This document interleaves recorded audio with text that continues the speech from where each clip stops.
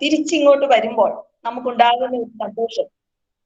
അപ്പോൾ ആ സന്തോഷത്തോടു കൂടി തന്നെ ഈ പരിപാടിയിലേക്ക് ഏറ്റവും ഹൃദ്യമായി സ്വാഗതം ചെയ്തുകൊള്ളുന്നു.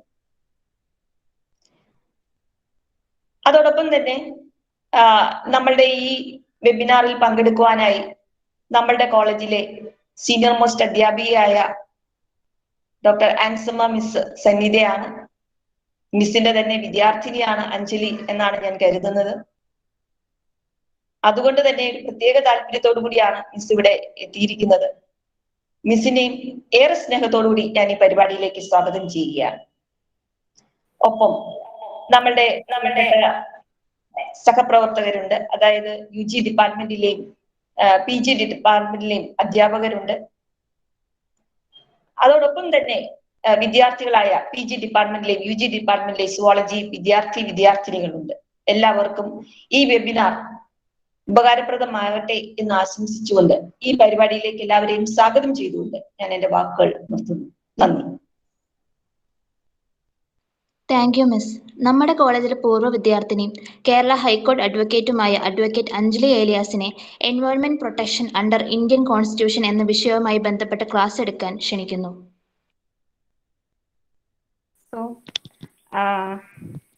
നമ്മളിന്ന് എടുക്കാൻ പോകുന്നൊരു ടോപ്പിക് എന്ന് പറഞ്ഞാൽ എൻവയോൺമെന്റൽ പ്രൊട്ടക്ഷൻ അണ്ടർ ഇന്ത്യൻ കോൺസ്റ്റിറ്റ്യൂഷൻ ആണ്. നിങ്ങൾക്ക് കോൺസ്റ്റിറ്റ്യൂഷനെ പറ്റി എന്തൊക്കെ അറിയാം? എല്ലാവരും റെസ്പോണ്ട് ചെയ്യട്ടോ, എന്നാലാണ് എനിക്ക് പറയാൻ പറ്റുള്ളൂ. കോൺസ്റ്റിറ്റ്യൂഷൻ ആസ് സച്ച് അല്ലെങ്കിൽ ഇന്ത്യയുടെ കോൺസ്റ്റിറ്റ്യൂഷനെ പറ്റി, അതിന്റെ ഇമ്പോർട്ടൻസിനെ പറ്റി എന്തൊക്കെയാണ് നിങ്ങളുടെ ഒരു നോളജ് അല്ലെങ്കിൽ നിങ്ങളുടെ ഒരു കോൺട്രിബ്യൂഷൻ എന്താണ് അതിനെ പറ്റി?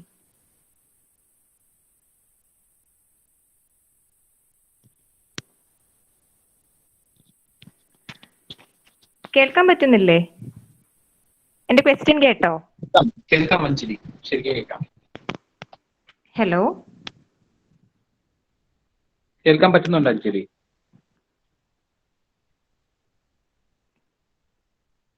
അഞ്ജലി അങ്ങനത്തെ ചോദ്യമൊന്നും ചോദിക്കരുത്. പിള്ളേര് പഴയ പോലെയൊക്കെ തന്നെയാണ്. ഞങ്ങളെ ചോദിക്കാൻ ഉത്തരം പറയാറില്ലല്ലോ, അതുപോലെയൊക്കെ തന്നെയാണ് ഇപ്പോഴും. മാറ്റമൊന്നുമില്ല. Okay okay okay.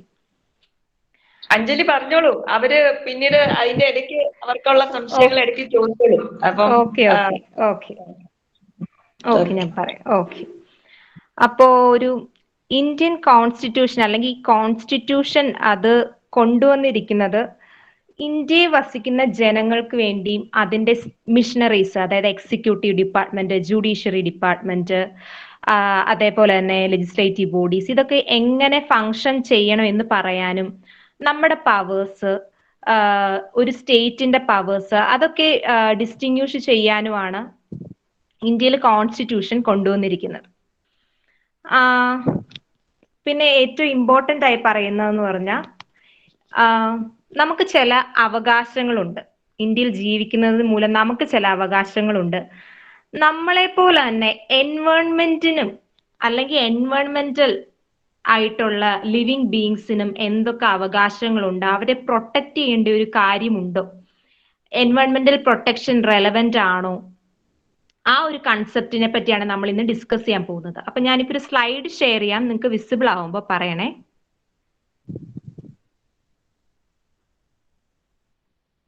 Slide visible ആയോ? എല്ലാവർക്കും കാണാൻ പറ്റുന്നില്ലേ? ഓക്കെ. സോ ഞാനിപ്പോ ഇൻട്രൊഡ്യൂസ് ചെയ്യുവാണെങ്കിൽ ഇന്റർനാഷണൽ കോൺട്രിബ്യൂഷൻ ആണ്, അതുമൂലം ഇന്ത്യയുടെ ഗവൺമെന്റ് മിഷനറീസ് അഡോപ്റ്റ് ചെയ്താണ് എൻവയോൺമെന്റൽ ലോസ്, ഇങ്ങനെയൊക്കെ പറഞ്ഞാൽ നമുക്ക് നമ്മളുമായിട്ട് കണക്ട് ചെയ്യാൻ ഭയങ്കര ബുദ്ധിമുട്ടായിരിക്കും. സോ ഇതിന് സിമ്പിൾ ആയിട്ട് ഞാൻ പറയാം. അതായത് നിങ്ങളുടെ വീടില് അല്ലെങ്കിൽ നിങ്ങളുടെ വീടിന്റെ തൊട്ടടുത്ത് ഒരു പുഴയുണ്ടെന്ന് വിചാരിക്കുക. So and you are planning or a government is planning to establish an industry near that river. അത് സപ്പോസ് ഇപ്പൊ അതൊരു ഫാക്ടറി ആണെന്ന് വിചാരിക്കുക. അതിലെ പൊല്യൂട്ടൻസ് ആ പുഴയിലേക്ക് ഒഴുക്കി കളയാൻ അവർ തീരുമാനിച്ചു, അങ്ങനെ ചെയ്തുകൊണ്ടിരിക്കുകയാണ്. അപ്പൊ സ്വാഭാവികമായിട്ടും യു ആസ് എ പേഴ്സൺ, നിങ്ങളുടെ ഒരു റിസോഴ്സ് ആണ് ആ പുഴ. അതായത് നിങ്ങൾക്ക് കുളിക്കുവാനും ബാക്കിയുള്ള മൃഗങ്ങൾക്ക് കുടിക്കുവാനും ഒക്കെ ആയിട്ടുള്ളൊരു റിസോഴ്സ് ആണ് ആ പുഴ. അപ്പൊ അത് ക്രമേണ നശിച്ചുകൊണ്ടിരിക്കുകയാണ്. അപ്പൊ അങ്ങനെ ഒരു രീതി വരുമ്പോഴത്തേക്കും അത് വീണ്ടും എഫക്റ്റ് ചെയ്യും. പിന്നെ അടുത്ത് നിൽക്കുന്ന ആ ചെടികളെ എഫക്റ്റ് ചെയ്യും. ഫോറസ്റ്റ് പ്ലേസ് ആണെങ്കിൽ ഫോറസ്റ്റിനെ എഫക്റ്റ് ചെയ്യും. അങ്ങനെ ഒരു റിസോഴ്സ് നശിക്കുന്നതിന് മൂലം ആ ഒരു ഏരിയാസിലുള്ള മനുഷ്യർക്കാകട്ടെ, മൃഗങ്ങൾക്കാകട്ടെ, പ്ലാന്റ്സിനാകട്ടെ, it will be harmly affected.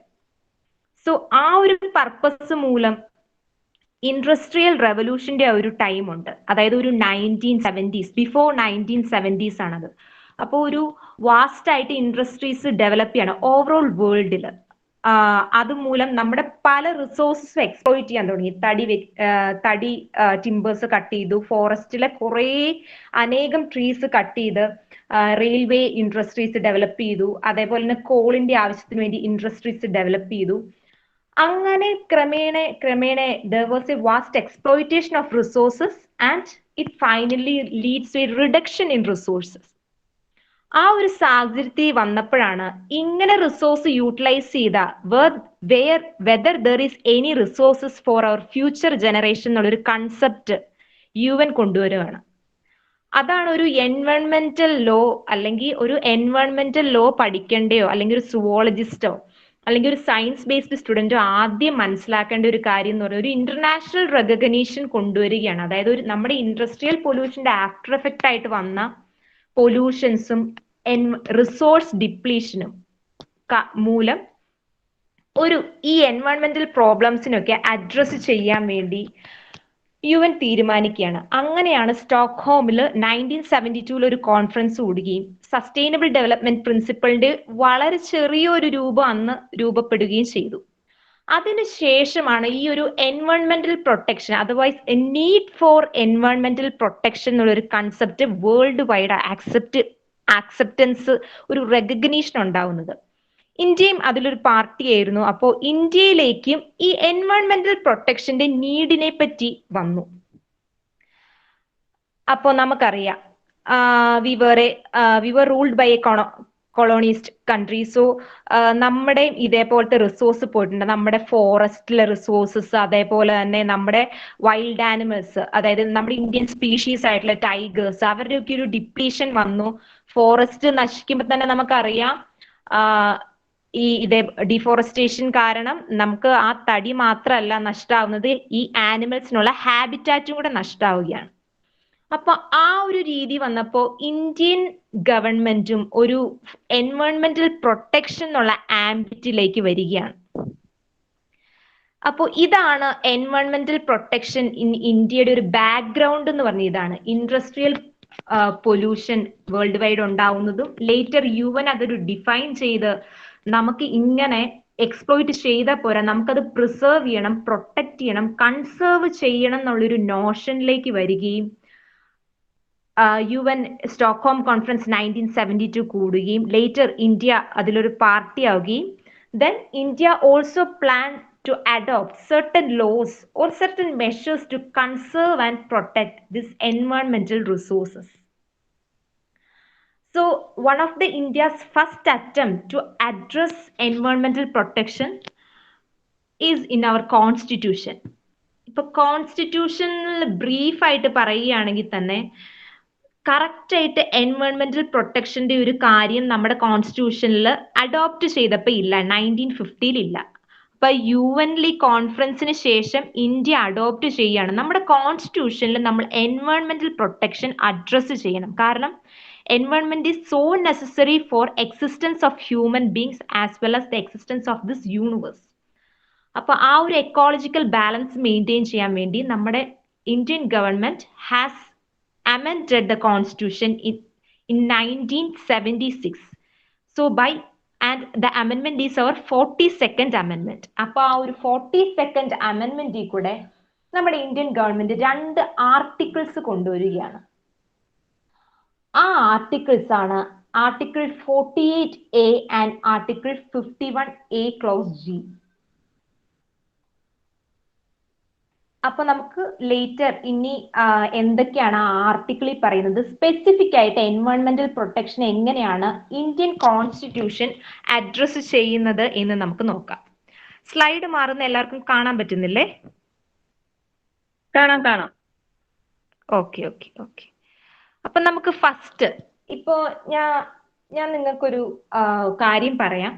ഈ കോൺസ്റ്റിറ്റ്യൂഷൻ അണ്ടർ എൻവയോൺമെന്റൽ പ്രൊട്ടക്ഷൻ അണ്ടർ ഇന്ത്യൻ കോൺസ്റ്റിറ്റ്യൂഷൻ എന്ന് പറയുമ്പോഴത്തേക്കും ആസ് എ സുവോളജിസ്റ്റ് നിങ്ങൾ ഈ ഒരു പ്രസന്റേഷൻ എടുക്കേണ്ട രീതി എന്ന് പറഞ്ഞാൽ, അതായത് നിങ്ങളിപ്പോ സുവോളജിയിൽ പഠിക്കുന്നത് ഒരു പ്രൊട്ടക്ഷന്റെ ബേസിൽ പഠിക്കുന്നത് ആനിമൽ പ്രൊട്ടക്ഷനും കൺസർവേഷൻ ഓഫ് റിസോഴ്സസ് പഠിക്കുന്നുണ്ട്, കൺസർവേഷൻ ഓഫ് ബയോഡൈവേഴ്സിറ്റി പഠിക്കുന്നുണ്ട്. അപ്പോ നിങ്ങൾ ഈ പഠിക്കുന്ന പ്രൊട്ടക്ഷനും കൺസർവേഷനും ഒരു ലോയിൽ കൂടെ എങ്ങനെ ഇംപ്ലിമെന്റ് ചെയ്യാം? അതായത് നമ്മൾ കുറെ മെഷേഴ്സ് പഠിച്ചിട്ട് കാര്യമില്ല. ഫോർ എക്സാമ്പിൾ ഇപ്പൊ നമുക്കറിയാം എക്സ്പ്ലോയിറ്റേഷൻ ഓഫ് കോൾ അല്ലെങ്കിൽ ഡീഫോറസ്റ്റേഷൻ ഓഫ് ഫോറസ്റ്റ്. അങ്ങനെ നമ്മൾ പഠിച്ചിട്ട് ഡീഫോറസ്റ്റേഷൻ ഓഫ് കൊണ്ട് ഫോറസ്റ്റ് നശിക്കുന്നു, മഴ കുറയുന്നു എന്ന് പഠിച്ചാൽ പോരെ. ഈ ഡീഫോറസ്റ്റേഷൻ തടയാനും നമ്മുടെ ഇന്ത്യയിലുള്ള ലോസും കൊണ്ട് അത് പ്രിവെന്റ് ചെയ്യാനും കൺസർവ് ചെയ്യാനും നമുക്ക് പറ്റണം. അപ്പൊ ആസ് എ സുവോളജിസ്റ്റ് നിങ്ങൾ ഈ കോൺസ്റ്റിറ്റ്യൂഷൻ പഠിക്കുമ്പോൾ ഏതൊക്കെ ആർട്ടിക്കിള് ആസ് എ സിറ്റിസൺ നിങ്ങൾക്ക് ഉപയോഗിക്കാം, ഈ ലോ നിങ്ങൾക്ക് എങ്ങനെ ഈ ലോ ഉപയോഗിച്ച് എൻവയോൺമെന്റിനെ പ്രൊട്ടക്ട് ചെയ്യാം, അതിന് വേറെ ഒരു ക്വാളിറ്റിയും വേണ്ട. നിങ്ങളൊരു ഇന്ത്യൻ സിറ്റിസൺ ആയാൽ മതി. എൻവയോൺമെന്റിനോട് ഒരു പ്രതിബദ്ധതയുള്ള ഒരു ഇന്ത്യൻ സിറ്റിസൺ ആയാൽ നിങ്ങൾക്ക് ഈ എൻവയോൺമെന്റൽ പ്രൊട്ടക്ഷൻ ലോഫുള്ളി നിങ്ങൾക്ക് ചെയ്യാൻ സാധിക്കും. ഇപ്പോ ഞാൻ ലോയുടെ കാര്യം പറഞ്ഞപ്പോ സ്വാഭാവികമായിട്ടും കോടതി കേസുകൾ എന്ന് പറയുമ്പോഴത്തേക്കും സാധാരണ ഒരു സിവിൽ കേസുകളൊക്കെ വളരെ ഒരു ലാർജ് ടൈം സ്പാനിൽ നടക്കുന്ന കാര്യം. അതായത് ഇപ്പൊ നമ്മൾ കേട്ടിട്ടുണ്ട് ഒരു സാധാരണ ഒരു സിവിൽ കേസ് കൊടുത്ത ഒരു 30 കൊല്ലം കഴിയുമ്പോൾ തീരും. അപ്പൊ ആ ഒരു രീതിയിൽ നമുക്ക് എൻവയോൺമെന്റിനെ പ്രൊട്ടക്ട് ചെയ്തിട്ട് കാര്യമില്ല. അപ്പൊ നമുക്ക് ഒരു ഫാസ്റ്റസ്റ്റ് റെമഡി വേണം. അപ്പൊ ഒരു സ്പീഡ് റെമഡി കൊണ്ടുവരാനുള്ള ഒരു പ്രൊവിഷൻ ഇന്ത്യൻ കോൺസ്റ്റിറ്റ്യൂഷൻ കൊണ്ടുവന്നിട്ടുണ്ട്. അപ്പോ ഇനി ഞാൻ പറയാൻ പോകുന്നത് എങ്ങനെയാണ് ഈ ഇന്ത്യൻ കോൺസ്റ്റിറ്റ്യൂഷനിലുള്ള സ്പീഡ് റെമഡി ഉപയോഗിച്ച് ഒരു സിറ്റിസണ് എൻവയോൺമെന്റിനെ പ്രൊട്ടക്ട് ചെയ്യാമെന്നുള്ളതാണ്. ആ സ്പീഡ് റെമഡീസ് എന്ന് പറഞ്ഞാൽ ഹൈക്കോർട്ടിനും സുപ്രീം കോർട്ടിനുമുള്ള ഒറിജിനൽ ജൂറിസ്ഡിക്ഷൻ എന്ന് പറഞ്ഞൊരു പവർ ആണ്. അത് ആർട്ടിക്കിൾ 32-ലും ആർട്ടിക്കിൾ 226 ഓഫ് ഇന്ത്യൻ കോൺസ്റ്റിറ്റ്യൂഷനിലുമാണ് പറയുന്നത്. ഈ ആർട്ടിക്കിൾ 32-ന്റെ പ്രത്യേകത എന്ന് പറഞ്ഞാൽ ഒരു സാധാ കേസ് കൊടുക്കണ പോലെ ഒരു കേസ് നിങ്ങൾ കൊടുക്കണ്ട. നിങ്ങളൊരു സുപ്രീം കോർട്ട് ജഡ്ജിന് ഒരു ലെറ്റർ എഴുതുക, ഇതേപോലെ ഒരു ഇൻഡസ്ട്രി വരുന്നു, ഞങ്ങളുടെ റിസോഴ്സസ് നശിപ്പിക്കുന്നു, ഇത് മൂലം എൻവയോൺമെന്റൽ ഡാമേജസ് ഉണ്ടാവും, ഞങ്ങളുടെ ജീവന് ഭീഷണിയാണ്. ഇങ്ങനെ ഒരു ടെലഗ്രാമോ ഒരു ലെറ്ററോ അയച്ചാൽ തന്നെ കോടതിക്ക് ഇതിൽ ആക്ഷൻ എടുക്കാൻ പറ്റും. അപ്പൊ അതൊരു ഇൻഹറന്റ് പവർ ആണ്, അതൊരു സുപ്രീം പവർ ആണ്. ആർട്ടിക്കിൾ 32-ന് വെച്ച് സുപ്രീം കോടതിക്ക് അങ്ങനെ ഒരു പവർ ഉണ്ട്. ഇതേപോലെ തന്നെ ഹൈക്കോർട്ടിന് ഒരു പവർ ഉണ്ട്, ആർട്ടിക്കിൾ 226 തന്നെ. ഇതേപോലെ തന്നെ കൺകറന്റ് പവർ ആണ്, അതായത് സുപ്രീം കോടതിക്ക് ഉള്ളതുപോലെ തന്നെ. ഇപ്പൊ നിങ്ങൾ ഒരു സുപ്രീം കോടതി ജഡ്ജിനെ എഴുതുകയാണ്, ഒരു ലെറ്ററോ അല്ലെങ്കിൽ ഒന്നും വേണ്ട, ഒരു പത്രത്തിൽ ഒരു പബ്ലിക്കേഷൻ, അതായത് അന്യായമായി പുഴയിൽ മാലിന്യങ്ങൾ തള്ളുന്നു, അങ്ങനെ ഒരു പത്ര റിപ്പോർട്ട് ഉണ്ടെന്നിരിക്കട്ടെ. ആ റിപ്പോർട്ടിനെ ബേസ് ചെയ്തുകൊണ്ട് വരെ ഈ ആർട്ടിക്കിൾ 226 നമുക്ക് എടുക്കാൻ സാധിക്കും. കാരണം അതൊരു പബ്ലിക് ഇഷ്യൂ ആണ്. അങ്ങനെ ഫാസ്റ്റസ്റ്റ് റെമഡിക്ക് വേണ്ടി, അതായത് ലേറ്റർ ഈ പ്രശ്നം സുപ്രീം കോടതിയുടെ ഹൈക്കോടതിയുടെ മുമ്പിൽ എത്തുമ്പോൾ തന്നെ കോടതിക്ക് അതിവേഗത്തിൽ അതിനൊരു റെമഡി കണ്ടെത്താൻ പറ്റും. കാരണം ഈ ടൈം സ്പാന്റെ പ്രോബ്ലം, അതായത് ഒരു ലോവർ കോർട്ട് ഈ കേസ് പെൻഡിങ് കിടക്കുന്നത് പോലെ ഒരു പ്രശ്നം ഉദിക്കുന്നില്ല. സുപ്രീം കോർട്ടും ഹൈക്കോർട്ടും അവരുടെ പവേഴ്സ് യൂസ് ചെയ്ത് കൺസേൺഡ് പഞ്ചായത്തിനും ഗവൺമെന്റ് മിഷണറീസിനും ഡയറക്ഷൻ അപ്പോൾ തന്നെ കൊടുക്കും. അതായത് ഈ ഇഷ്യൂ ജെന്യുവിൻ ആണ്, അവിടെ മാലിന്യം ഉണ്ടെങ്കിൽ അല്ലെങ്കിൽ അത് മനുഷ്യരുടെയോ ജീവജാലങ്ങളുടെയോ ജീവന് ഭീഷണിയായി മാലിന്യമുണ്ടെങ്കിൽ ഈ ആർട്ടിക്കിൾ 32-ഉം ആർട്ടിക്കിൾ 226-ലെയും പവർ വെച്ച് സുപ്രീം കോർട്ടിന് ഹൈക്കോർട്ടിനും സ്റ്റേറ്റിന് ഒരു ഡയറക്ഷൻ കൊടുക്കാൻ പറ്റും. സ്റ്റേറ്റിനോട് അവർ ഓർഡർ ചെയ്യും ആ മാലിന്യം അവിടുന്ന് നീക്കുക, ശേഷം അവിടെ മാലിന്യം വിമുക്തമാക്കുക. അപ്പോ നമുക്ക് കാണാം, ഇപ്പൊ കൊച്ചിയിലൊക്കെ ആയാലും ഇതേപോലെ കുറെ വേസ്റ്റ് ഡംപ് ചെയ്തിട്ടിരിക്കുന്നത് കാണാം. അപ്പൊ അങ്ങനെ ഡംപ് ചെയ്തിട്ടിരിക്കുന്ന അങ്ങനെ കിടക്കുന്നതിന് കാരണം നമ്മൾ ഓരോരുത്തരും ആണ് ചിന്തിക്കണം. ബിക്കോസ് ഇങ്ങനെ രണ്ട് പവേഴ്സ് നമുക്ക് കോൺസ്റ്റിറ്റ്യൂഷൻ തന്നിട്ടുണ്ട്. നിങ്ങൾ ഒരു ലെറ്റർ എഴുതി ഹൈക്കോർട്ടിനോ സുപ്രീം കോർട്ടിനോ കൊടുത്താൽ, അല്ലെങ്കിൽ ഒരു ഫോർമാലിറ്റിയും ഇല്ലാതെ ഒരു പരാതി എഴുതി ഹൈക്കോർട്ടിനോ സുപ്രീം കോർട്ടിനോ കൊടുത്താൽ ആ ഒരു എൻവയോൺമെന്റൽ, അതായത് വേസ്റ്റ് ഡംപിനെതിരെ പ്രവർത്തിക്കാൻ കോടതിക്ക് കഴിയും. നിങ്ങൾ ആ പവർ യൂട്ടിലൈസ് ചെയ്യാത്തതാണ് പ്രശ്നം. അപ്പോ ഇപ്പൊ എനിക്ക് തോന്നുന്നു നിങ്ങൾക്ക് ഈ ആർട്ടിക്കിൾ 32 226 പ്രത്യേകത നിങ്ങൾക്ക് മനസ്സിലായെന്ന് തോന്നുന്നു. അതായത് നിങ്ങൾക്കുള്ളൊരു പവർ, കോടതിയിൽ പരാതി കൊടുക്കാനുള്ള ഒരു പവറാണ് എൻവയോൺമെന്റൽ പ്രൊട്ടക്ഷനോ അതുപോലെ തന്നെ വേറെ നിങ്ങളുടെ ഫണ്ടമെന്റൽ റൈറ്റ് വയലേറ്റ് ചെയ്യുമ്പോൾ കോടതിക്ക് പരാതി കൊടുക്കാനുള്ള ഒരു പവറാണ് ആർട്ടിക്കിൾ 32 ആർട്ടിക്കിൾ 226. പിന്നെ അതുപോലെ തന്നെ നമ്മുടെ കോൺസ്റ്റിറ്റ്യൂഷനിൽ പല പല പാർട്സ് ആയിട്ട് പല പല റൈറ്റ്സ് നമുക്കുണ്ട്. ഇപ്പൊ നിങ്ങൾ ആസ് എ സ്റ്റുഡന്റ് നിങ്ങൾക്ക് പല റൈറ്റ്സും ഉണ്ട്. റൈറ്റ് ഫോർ എഡ്യൂക്കേഷൻ വളരെ റെക്കഗ്നൈസ്ഡ് ആയിട്ടുള്ള ഒരു റൈറ്റ് ആണ്, അതൊരു ഫണ്ടമെന്റൽ റൈറ്റ് ആണ്. അപ്പൊ ഈ പാർട്ട് 3 ഓഫ് ഇന്ത്യൻ കോൺസ്റ്റിറ്റ്യൂഷനിൽ പല ഫണ്ടമെന്റൽ റൈറ്റും പറയുന്നു. ഫണ്ടമെന്റൽ റൈറ്റ് എന്ന് പറഞ്ഞാൽ മൗലിക അവകാശങ്ങളാണ്. ലൈക്ക് ഞാൻ ഒരു എക്സാമ്പിൾ പറയാം. റൈറ്റ് അഗെയിൻസ്റ്റ് അൺടച്ചബിലിറ്റി, ഇപ്പൊ തൊട്ടു തീണ്ടായിക, ആ ഒരു അവസ്ഥയൊന്നും ഇപ്പൊ ഇന്ത്യയിലില്ല. കാരണം അതൊരു അവകാശമാണെന്ന് നമ്മുടെ കോൺസ്റ്റിറ്റ്യൂഷൻ റെക്കഗ്നൈസ് ചെയ്യുന്നുണ്ട്.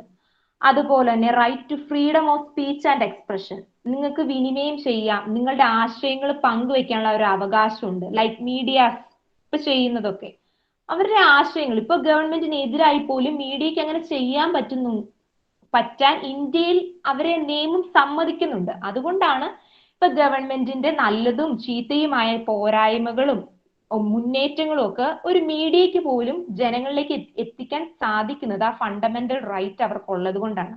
Right to freedom of speech and expression എന്നാണ് പറയുന്നത് ആ റൈറ്റിനത്. ആർട്ടിക്കിൾ 18 തൊട്ടാണ് വരുന്നത്. ഇനി നമ്മുടെ കോൺസെപ്റ്റ്, നമ്മുടെ പർപ്പസ് ഇപ്പോ ആസ് എ സുവോളജിസ്റ്റ് അല്ലെങ്കിൽ as a science student, as a person or a citizen who has a consideration for environment, we have a right. അങ്ങനെ ഈ ഉള്ള മൗലികാവകാശങ്ങൾ ഏറ്റവും പ്രധാനപ്പെട്ട ഒരു ഫണ്ടമെന്റൽ റൈറ്റ് ആണ് right to life and personal liberty എന്ന് പറഞ്ഞൊരു റൈറ്റ് ഉണ്ട് നമുക്ക്. അത് ആർട്ടിക്കിൾ 21 പറയുന്നത്. ഇപ്പൊ നമ്മൾ സ്ക്രീനിലേക്ക് നോക്കിയാൽ നിങ്ങൾക്ക് വേർഡിങ്സ് കാണാം. No person shall be deprived of his life or personal liberty except according to the procedure established by law.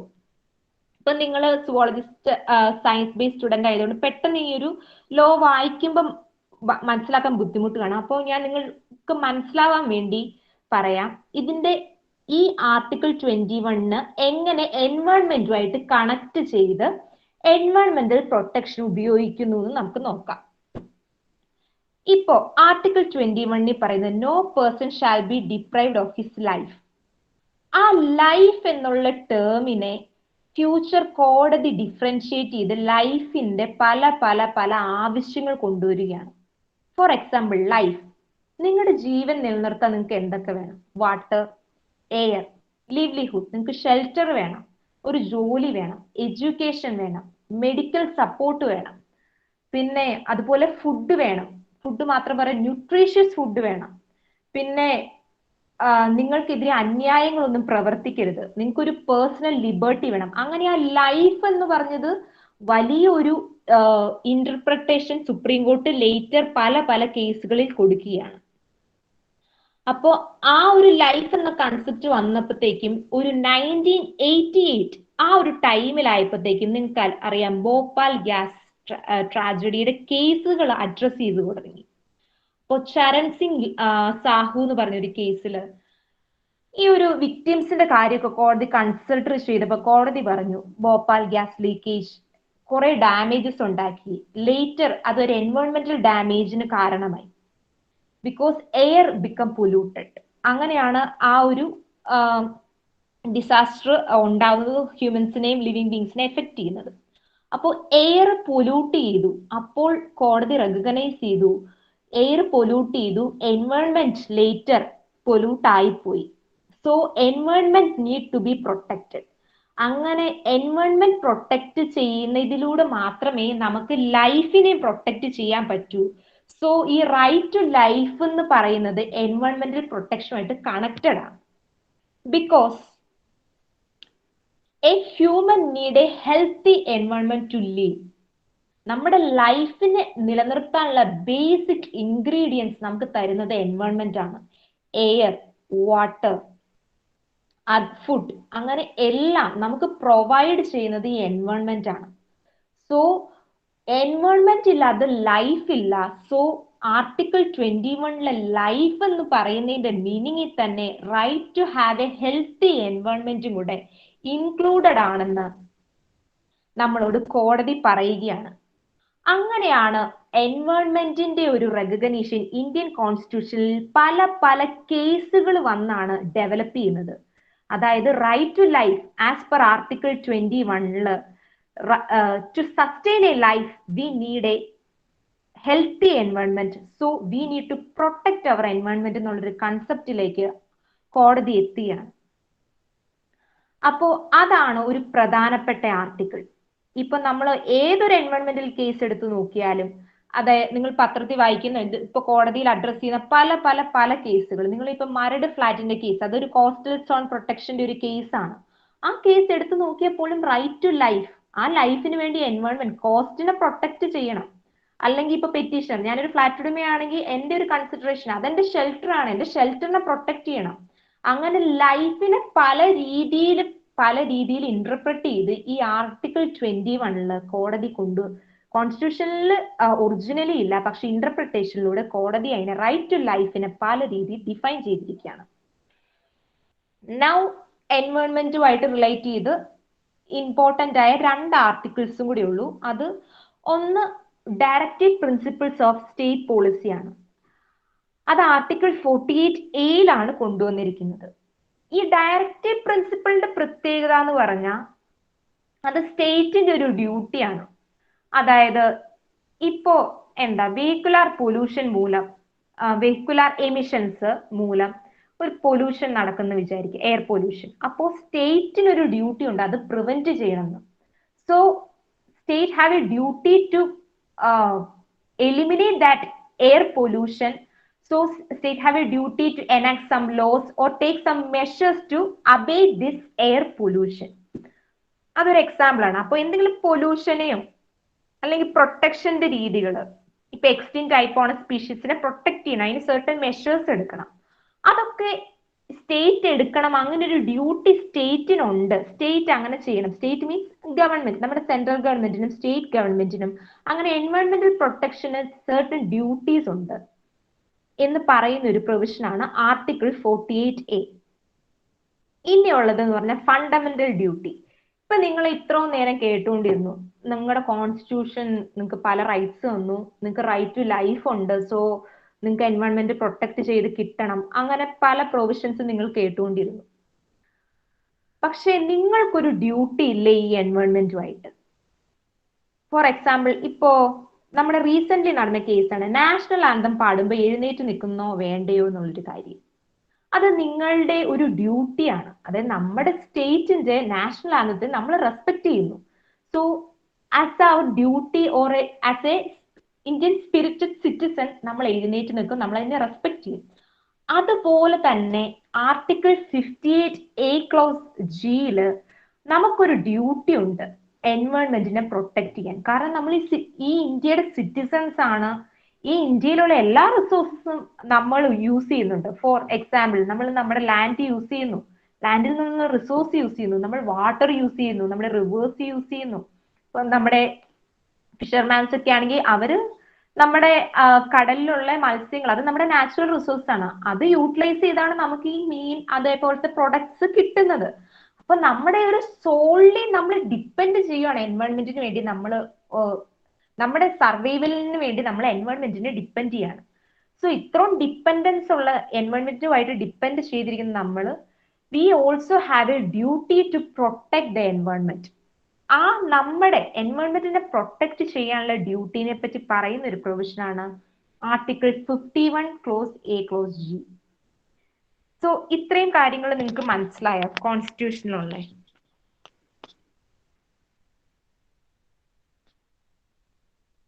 കേൾക്കാൻ പറ്റുന്നില്ലേ? കേൾക്കാം അഞ്ജലി. ആർക്കെങ്കിലും സംശയം ഉണ്ടെങ്കിൽ ഇപ്പം ചോദിക്കാവുന്നതാണ്. എന്തെങ്കിലും സംശയം ഇതുവരെ അഞ്ജലി പറഞ്ഞിരിക്കുന്ന കാര്യങ്ങളിൽ എന്തെങ്കിലും സംശയം ഉണ്ടെങ്കിൽ, ആർക്കെങ്കിലും എന്തെങ്കിലും ക്ലാരിഫിക്കേഷൻ വേണമെന്നുണ്ടെങ്കിൽ you can take the initiative. Microphone on ചെയ്തിട്ട് ചോദിക്കാവുന്നതാണ്, അല്ലെങ്കിൽ കമന്റ് ബോക്സിൽ ഇടാവുന്നതാണ്. അല്ലെങ്കിൽ അഞ്ജലി കണ്ടിന്യൂ ചെയ്യുക. Okay sir, okay sir. Voice എങ്ങാനും ബ്രേക്ക് ആയെന്നെ ഒന്ന് ഇൻഫോം ചെയ്യണം, എനിക്ക് അറിയാൻ പറ്റില്ല, അതുകൊണ്ടാണ്. പറയാം Anjali. Okay sir, okay sir. So ഇനി നമുക്ക് ഈ provisions article 48A article 51 close AG ഒക്കെ ഇപ്പൊ നമ്മൾ എന്താണെന്ന് മനസ്സിലാക്കി. അതായത് 48A വെച്ച് സ്റ്റേറ്റിന് എൻവയോൺമെന്റ് പ്രൊട്ടക്ട് ചെയ്യാൻ ഒരു ഡ്യൂട്ടി ഉണ്ടെന്നും 51A ക്ലോസ് G വെച്ച് ഒരു സിറ്റിസൺ നമുക്ക് എൻവയോൺമെന്റിനെ പ്രൊട്ടക്ട് ചെയ്യേണ്ട ഒരു ഡ്യൂട്ടി ഉണ്ടെന്ന് മനസ്സിലായി. നിങ്ങൾ ശ്രദ്ധിക്കണം, ഞാൻ ഡ്യൂട്ടി എന്നുള്ള ടേം ആണ് ഈ ആർട്ടിക്കിൾസ് പറഞ്ഞപ്പോ പറഞ്ഞത്. സ്റ്റേറ്റിന് ഒരു ഡ്യൂട്ടി ഉണ്ട് എൻവയോൺമെന്റ് പ്രൊട്ടക്ട് ചെയ്യാനും, സിറ്റിസൺ ഒരു ഡ്യൂട്ടി ഉണ്ടെന്ന്. സോ ഇതൊരു റൈറ്റ് അല്ല, പക്ഷെ ആർട്ടിക്കിൾ 21 ഒരു റൈറ്റ് ആണ്. അത് നിങ്ങൾ മനസ്സിലാക്കണം. ഇപ്പൊ നമുക്ക് ഡ്യൂട്ടീസിൽ നിന്ന് തന്നെ 2-3 കേസുകൾ പഠിച്ചു തുടങ്ങാം. എങ്ങനെയായിരിക്കും ഇതൊന്ന് അപ്ലൈ ചെയ്യണേന്ന് പറഞ്ഞു. ഇപ്പൊ ഞാൻ ഇത്രയും നേരം നിങ്ങളോട് പല ഫാക്ച്വൽ സിറ്റുവേഷൻ, പുഴ നശിക്കുന്ന കാര്യമൊക്കെ പറഞ്ഞു, അതിന് നിങ്ങൾക്ക് പ്രൊട്ടക്ട് ചെയ്യാനുള്ള കാര്യങ്ങളൊക്കെ പറഞ്ഞു. ഇനി ഈ നമ്മുടെ പവേഴ്സ് വെച്ച് ചില മിടുക്കന്മാരായ സിറ്റിസൺ അല്ലെങ്കിൽ സാമൂഹിക പ്രതിബദ്ധത, എൻവയോൺമെന്റിനോട് റെസ്പോൺസിബിലിറ്റി ഉള്ള ഇന്ത്യൻ സിറ്റിസൺസ് പല ഘട്ടങ്ങളിൽ എൻവയോൺമെന്റൽ ഡാമേജ് സംഭവിച്ചപ്പോ ആ ഒരു ഇഷ്യൂ കോടതിയിൽ കൊണ്ടുവന്നിട്ടുണ്ട്. അവർ കൊണ്ടുവന്നിരിക്കുന്ന പവർ അവർക്ക് കിട്ടിയിരിക്കുന്നത് നിങ്ങൾക്കും എനിക്കും നമുക്ക് എല്ലാവർക്കും ഉള്ള പവറാണ്. The power to invoke article 32 by in supreme court or in article 226 in high court. So അവരുടെ ആ പവർ വെച്ച്, അതായത് അവരുടെ ഫണ്ടമെന്റൽ റൈറ്റ്, ഇപ്പൊ നമ്മൾ പഠിച്ചു ഫണ്ടമെന്റൽ റൈറ്റ് ഇൻ ആർട്ടിക്കിൾ 21, അതിലെ റൈറ്റ് ടു ലൈഫിന്റെ ഒരു പാർട്ടായിട്ട് എൻവയോൺമെന്റൽ പ്രൊട്ടക്ഷൻ ഉണ്ടെന്ന് നമ്മളിപ്പോ നോക്കി. അപ്പൊ ഈ പ്രൊട്ടക്ഷന് വേണ്ടി ആസ് എ സിറ്റിസൺ അവർ എങ്ങനെയാണ് ഇത് നടപ്പിലാക്കിയത്, അല്ലെങ്കിൽ അവർക്ക് എങ്ങനെ ഈ പവർ ഉപയോഗിച്ചുകൊണ്ട് പ്രൊട്ടക്ട് ചെയ്യാൻ പറ്റിയെന്നാണ് നമ്മൾ ഈ കേസുകൾ വെച്ച് നോക്കുന്നത്. ഫസ്റ്റ് ഒരു കേസ് വന്നിരിക്കുന്നത് 1998 കേസാണ്. Case Kinkari Devi versus state of Himachal Pradesh. അത് ഹിമാചൽ പ്രദേശിൽ നടന്നൊരു സംഭവമാണ്. അപ്പൊ ഹിമാചൽ പ്രദേശിലെ കോടതി ഹൈക്കോർട്ടിൽ ഇൻവോക്ക് ചെയ്തൊരു കേസാണ്. And in this particular case കൊണ്ടുവന്നിരിക്കുന്നതെന്ന് പറഞ്ഞാൽ ഗവൺമെന്റ് ഒരു ലീസ് കൊടുക്കുകയാണ്, മൈനിങ് ലീസ് കൊടുക്കുകയാണ്. ലൈം സ്റ്റോൺ എക്സ്പ്ലോയിറ്റേഷന് വേണ്ടി മൈൻ ചെയ്യാൻ വേണ്ടിയാണ് ലീസ് കൊടുത്തിരിക്കുന്നത്. പക്ഷേ അത് മൂലം അവിടുത്തെ ഗ്രാമവാസികൾ കുറച്ച് പ്രശ്നമുണ്ട്. അതായത് അവരുടെ വാട്ടർ റിസോഴ്സ് യൂസ് ചെയ്യാൻ തുടങ്ങി. പിന്നെ മൈനിങ് ആക്ടിവിറ്റി മൂലം അവരുടെ ആടുകൾക്കും മൃഗങ്ങൾക്കും മേയാൻ സ്ഥലം പോയി തുടങ്ങി. അപ്പൊ ക്രമേണ അവരുടെ ഈ ഗ്രൗണ്ട് വാട്ടർ റിസോഴ്സസ് അങ്ങ് കുറഞ്ഞു തുടങ്ങി. So people find it difficult to live. ആ ഒരു കാരണം സോൺലി നമുക്ക് എൻവയോൺമെന്റ് വേണം ജീവിക്കാൻ, വെള്ളം വേണം, മൃഗങ്ങൾക്കാണെങ്കിൽ ഇലകൾ വേണം, അതൊക്കെ പൊടി പിടിക്കാനും ഈ വാട്ടർ റിസോഴ്സ് ഡിപ്ലീറ്റ് ചെയ്യാനും, അങ്ങനെ ഒരു നമ്മുടെ ഒരു റിസോഴ്സ് ഡിപ്ലീഷൻ ആ നാട്ടിൽ വന്നു തുടങ്ങിയപ്പോ അവിടുത്തെ ഗ്രാമവാസികള്, പർട്ടിക്കുലർലി കിൻകരി ദേവി എന്ന് പറയുന്ന ആ ഒരാളാണ് പെറ്റീഷണർ ഐ ഡി കേസിൽ വന്നിരിക്കുന്നത്. അവർ ഈ കേസ് ഇങ്ങനെ ഈ ഡെവലപ്മെന്റ് അല്ല, ഇതേപോലെ ഈ മൈനിങ് ആക്ടിവിറ്റി ഞങ്ങളുടെ എൻവയോൺമെന്റിനെ ഡാമേജ് ചെയ്യുന്നു, സോ ഈ മൈനിങ് ആക്ടിവിറ്റിനെ സ്റ്റോപ്പ് ചെയ്യണമെന്ന് പറഞ്ഞുകൊണ്ട് കോടതിയിൽ ഒരു കേസിന് പോവുകയാണ്. ആ കേസ് വന്നപ്പോ തന്നെ കോടതി അത് അഡ്രസ് ചെയ്തു. കോടതി റെക്കഗ്നൈസ് ചെയ്തു there is a depletion in resource, this mining activities causing environmental damage എന്ന് കോടതി കണ്ടെത്തുകയാണ്. സോ കോടതി ഈ എൻവയോൺമെന്റൽ പ്രൊട്ടക്ഷന് വേണ്ടി ഈ article 48A article 51A close Gയും വെച്ച് കോടതി പറയുകയാണ് to prohibit, they prevented the respondents to do mining activity. അങ്ങനെ ആ മൈനിങ് ആക്ടിവിറ്റി നിർത്തിവെക്കാൻ കോടതി ഓർഡർ ചെയ്യുകയാണ്. അത് വളരെ സക്സസ്ഫുൾ ആയിട്ടുള്ള ഒരു കേസ് ആയിരുന്നു. അങ്ങനെ അവരുടെ എൻവയോൺമെന്റിന് ലേറ്റർ ഡാമേജസ് ഒന്നും ഉണ്ടാവാതെ, റിസോഴ്സ് ഡിപ്ലീഷൻ ഒന്നും ഇല്ലാതെ പ്രൊട്ടക്ട് ചെയ്യുകയാണ്. ഇപ്പൊ എനിക്ക് തോന്നുന്നു നിങ്ങൾക്ക് ഒരു ഐഡിയ കിട്ടിക്കാണും ഇപ്പൊ എങ്ങനെയാണ് ഈ കോടതിയിൽ ഒരു കേസ് കൊണ്ടുപോകാനും ഈ എൻവയോൺമെന്റിനെ പ്രൊട്ടക്ട് ചെയ്യാൻ ഒരു ഇനീഷ്യേറ്റീവ് എടുക്കാൻ പറ്റുന്നതെന്ന്. അതുപോലെ തന്നെ ഒരു സിമിലർ കേസാണ് ഷേർസിംഗ് വേഴ്സസ് ഹിമാചൽ പ്രദേശ് എന്ന് പറഞ്ഞത്. ആ ഒരു സ്ഥലത്തും ഇതേപോലെ തന്നെ എക്കോ സെൻസിറ്റീവ് ആയിട്ടുള്ള ഏരിയ ആയിരുന്നു അത്. എക്കോ സെൻസിറ്റീവ് ഏരിയാസ് എന്ന് പറഞ്ഞാൽ നിങ്ങൾക്ക് അറിയാം, അത് ഈ സോയിൽ ഇറോഷൻ, അതേപോലെ തന്നെ ലാൻഡ് സ്ലൈഡിങ്, അങ്ങനത്തെ കാര്യങ്ങളൊക്കെ വളരെ കൂടുതൽ നടക്കുന്ന സെൻസിറ്റീവ് സോൺസ് ആയിരിക്കും എക്കോ സെൻസിറ്റീവ് ഏരിയ. അപ്പോൾ ഈ ഒരു റോഹ്താങ് പാസിലാണ്, ഈ പെർട്ടിക്കുലർ ഏരിയ റോഹ്താങ് പാസ് ആണ് ഹിമാചൽ പ്രദേശിലുള്ള. അപ്പോ ഇവരുടെ ഗ്ലേഷ്യേഴ്സ് ഒക്കെ റാപ്പിഡ് ആയിട്ട് മെൽറ്റ് ചെയ്യാണ്. അപ്പൊ അവിടുത്തെ ജനങ്ങൾ വിചാരിച്ചു ഇത് എന്താണ് ഇതിന്റെ കാരണം എന്ന് വിചാരിച്ച് അവർ നോക്കിയപ്പോഴത്തേക്കും അവർ കണ്ടെത്താൻ സാധിക്കുന്നത് ഒരു ബ്ലാക്ക് കാർബൺ എമിഷൻ ആണ് ഇതിന് കാരണം. സോ ഒരു ലേറ്റർ ആയിട്ടുള്ള ഒരു excessive use of vehicles in these regions are causing environmental damages, and later there is a depletion or a melting in glaciers. So ഈ glacier melting അവരുടെ ഒരു ലൈഫ് സ്റ്റൈലിന് അത് ഹാർംഫുൾ ആയിട്ട് എഫക്ട് ചെയ്യും, because it finally leads to flooding. So ഇങ്ങനെ ഈ glaciers melt ചെയ്താൽ അത് ഫൈനലി ഞങ്ങളുടെ എൻവയോൺമെന്റിനെ ബാധിക്കും, ഞങ്ങളുടെ ലൈഫിനെ ബാധിക്കും എന്ന് പറഞ്ഞുകൊണ്ട് ഈ പെറ്റീഷണേഴ്സ് കോടതിനെ അപ്രോച്ച് ചെയ്തു. ഇതേപോലത്തെ വെഹിക്കിൾസിന്റെ എമിഷൻസിനെ കൺട്രോൾ ചെയ്യണം, അല്ലെങ്കിൽ അവർക്കൊരു പൊല്യൂഷൻ ചെക്ക് വെക്കണം. അങ്ങനെ എല്ലാ തരത്തിലുള്ള പെട്രോളും ഡീസലിനും ആയാലും അവർ കണ്ടന്റ് റെഗുലേറ്റ് ചെയ്യണം, അതായത് ലെഡിന്റെ എമൗണ്ട് കുറയ്ക്കണം. അങ്ങനെ ഒരു രീതിയിൽ അവർ കോടതിയിൽ പോവാനും കോടതി അവരുടെ ആ ഒരു കേസ് എടുക്കുകയും അവരുടെ പ്രെയർ ഗ്രാന്റ് ചെയ്യുകയും ചെയ്യാണ്. അതായത് ഈ പൊല്യൂഷൻ റിഡക്ഷന് വേണ്ടി ഈ എമിഷൻസ് കുറവുള്ള ബ്ലാക്ക് കാർബൺ എമിഷൻ കുറവുള്ള ഫ്യൂവൽസ് യൂസ് ചെയ്യാൻ വേണ്ടി കോടതി അവരോട് ഉത്തരവ് ഇടുകയാണ്. അങ്ങനെയാണ് ഈ ഫണ്ടമെന്റൽ നമ്മുടെ ഡ്യൂട്ടി. ഇപ്പൊ നമുക്കറിയാം ഈ സിറ്റിസൺസിന് ഇപ്പൊ കോടതിയിൽ പോയി പറയേണ്ട ഒരു ഡ്യൂട്ടി ഇല്ല, നീ ചെയ്യട്ടെ ഞാൻ ചെയ്യട്ടെ എന്ന് പറഞ്ഞു വെക്കാം. പക്ഷെ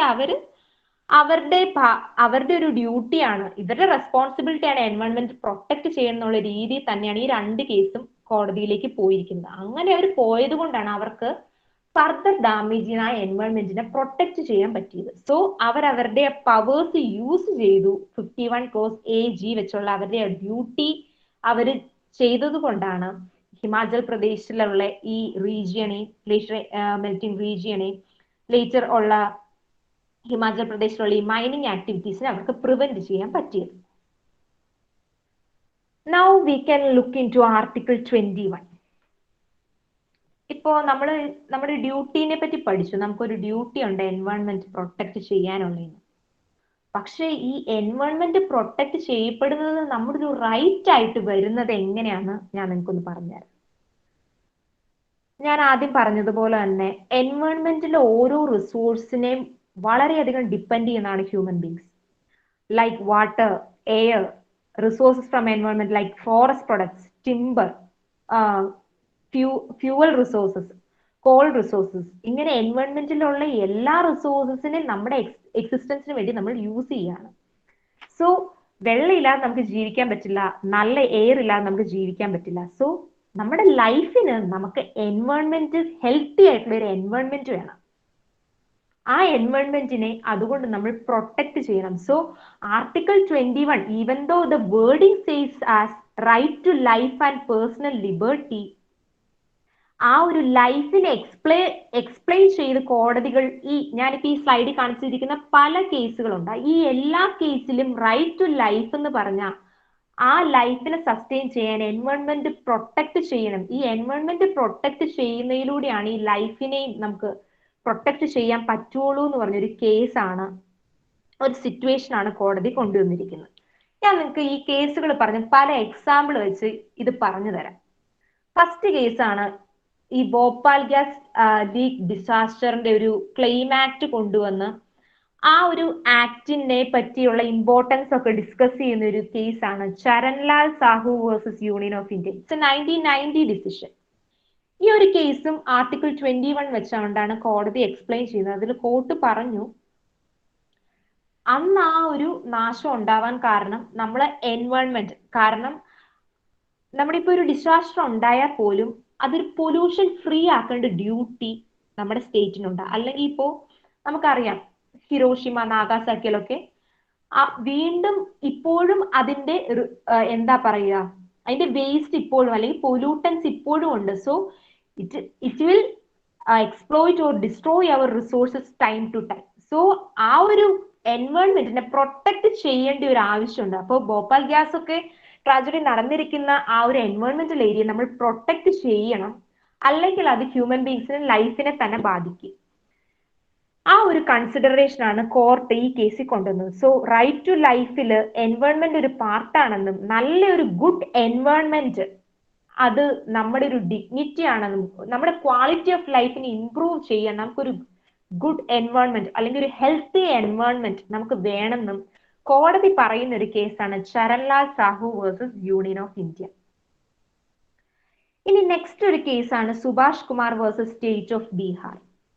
ഇത് നമ്മൾ നേരത്തെ കണ്ട പോലെ തന്നെ കേസാണ്. അതിൽ ഒരു വ്യത്യാസമുണ്ട്. ഇതിൽ 2 അയൺ ആൻഡ് സ്റ്റീൽ കമ്പനീസ് അവരുടെ ആ ഒരു അയൺ ആൻഡ് സ്റ്റീലിന്റെ ഉൽപ്പാദിപ്പിക്കുന്ന ആ പ്രൊഡ്യൂസിന് ശേഷം ഉണ്ടാകുന്ന വേസ്റ്റ് ഒക്കെ ബൊക്കാറോ എന്ന് പറഞ്ഞൊരു റിവറിലേക്ക് അവരുടെ വേസ്റ്റ് തള്ളുകയാണ്. അപ്പോ ആ ഒരു കാര്യം ജനങ്ങൾ ഇതേപോലെ തന്നെ ഒരു കേസ് വഴി കോടതിയുടെ മുമ്പിൽ കൊണ്ടുവരികയും കോടതി ആ ഇഷ്യൂ കൺസിഡർ ചെയ്യുമ്പോൾ കോടതി പറയുകയാണ് ഒരു കമ്പനിക്കും അതിന് ചെയ്യാനുള്ള അവകാശമില്ല. Because we need to protect our water. Water is a natural resources. Water is also a part of our environment. So we need to protect our environment. So you cannot dump any waste that is harmful to our water. It's a natural resource. So water need to be protected. Thereby we are protecting environment. ആ ഒരു കൺസെപ്റ്റിലേക്ക് അങ്ങനെ അതുകൊണ്ട് ഈ particular Subhash Kumar ഇതൊരു 1991 judgement ആണ്. ആ കേസിൽ കോടതി പറയുകയാണ് ഈ വാട്ടറിലേക്ക് നിങ്ങൾ പൊല്യൂഷൻ കൊടുക്കരുത്. ഈ ഇൻഡസ്ട്രിയോട് നിങ്ങൾ വാട്ടറിലേക്ക് വേസ്റ്റ് ഒഴുക്കി വിടരുത്. പ്രൊട്ടക്ട് ചെയ്യണം ഈ വാട്ടർ റിസോഴ്സസിനെ നമുക്ക്. അതുകൊണ്ട് ഈ റിസോഴ്സസ് ഒഴുക്കി അത് ജനങ്ങളുടെ ജീവനും എൻവയോൺമെന്റിനും ഡാമേജസ് ഉണ്ടാകും. So court has ordered them to stop such activities.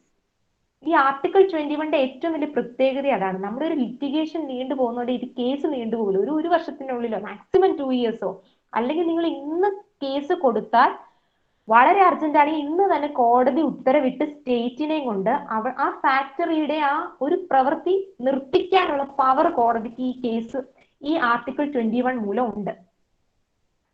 So നമ്മുടെ ആ ഒരു റൈറ്റിനെ പ്രൊട്ടക്ട് ചെയ്ത ഒരു കേസാണ് ഈ Subhash Kumar versus union of India.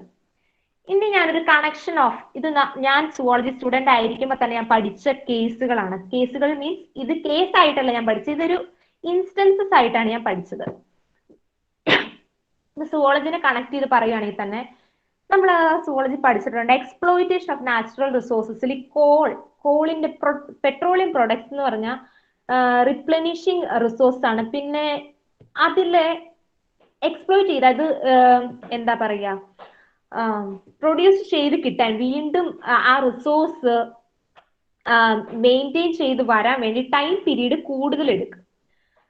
So അതേപോലത്തെ ഒരു റിസോഴ്സിനെ അതുപോലത്തെ റിസോഴ്സിനെ പ്രൊട്ടക്ട് ചെയ്യേണ്ട ആവശ്യമുണ്ട്. അല്ലെങ്കിൽ അതിനെ എക്സ്പ്ലോയിറ്റ് ചെയ്ത് കഴിഞ്ഞാൽ അത് പെട്ടെന്ന് ഡിപ്ലീറ്റ് ചെയ്ത് പോവുകയും അതിന് പിന്നെയും നമുക്ക് കൊണ്ടുവരാനുള്ള ടൈം പീരീഡ് ഇല്ലാതെ ഇരിക്കും. സോ അങ്ങനത്തെ റിസോഴ്സിനെ പ്രൊട്ടക്ട് ചെയ്യുന്നുള്ളൊരു കൺസെപ്റ്റ് നമ്മൾ സുവോളജി പഠിച്ചിട്ടുണ്ട്.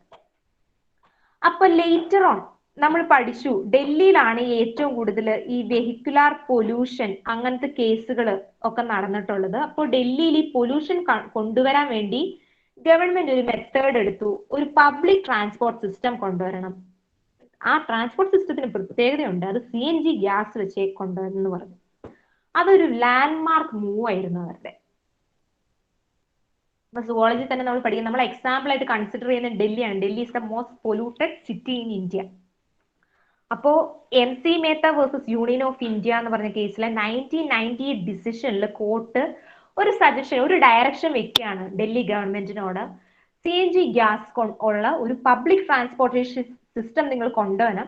അപ്പൊ കോടതിയുടെ ഒരു കാൽക്കുലേഷൻ എന്ന് പറഞ്ഞാൽ ആ CNG much less pollution than other fuels. So air പൊല്യൂട്ടൻസിനൊക്കെ നമുക്ക് കൺട്രോൾ ചെയ്യാം CNG ഗ്യാസ് വെച്ച്. കാരണം ലെഡ് ഫ്രീ പെട്രോളിനേക്കാളും, lead free petrol is good but അതിനേക്കാളും വളരെ ചീപ്പാണ്.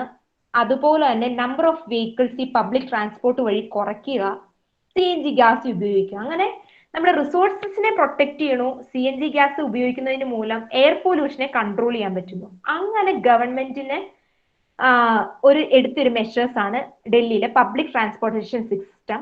അതിന് കാരണമായ ഒരു കേസാണ് MC Mehta versus union of India 1998 decision.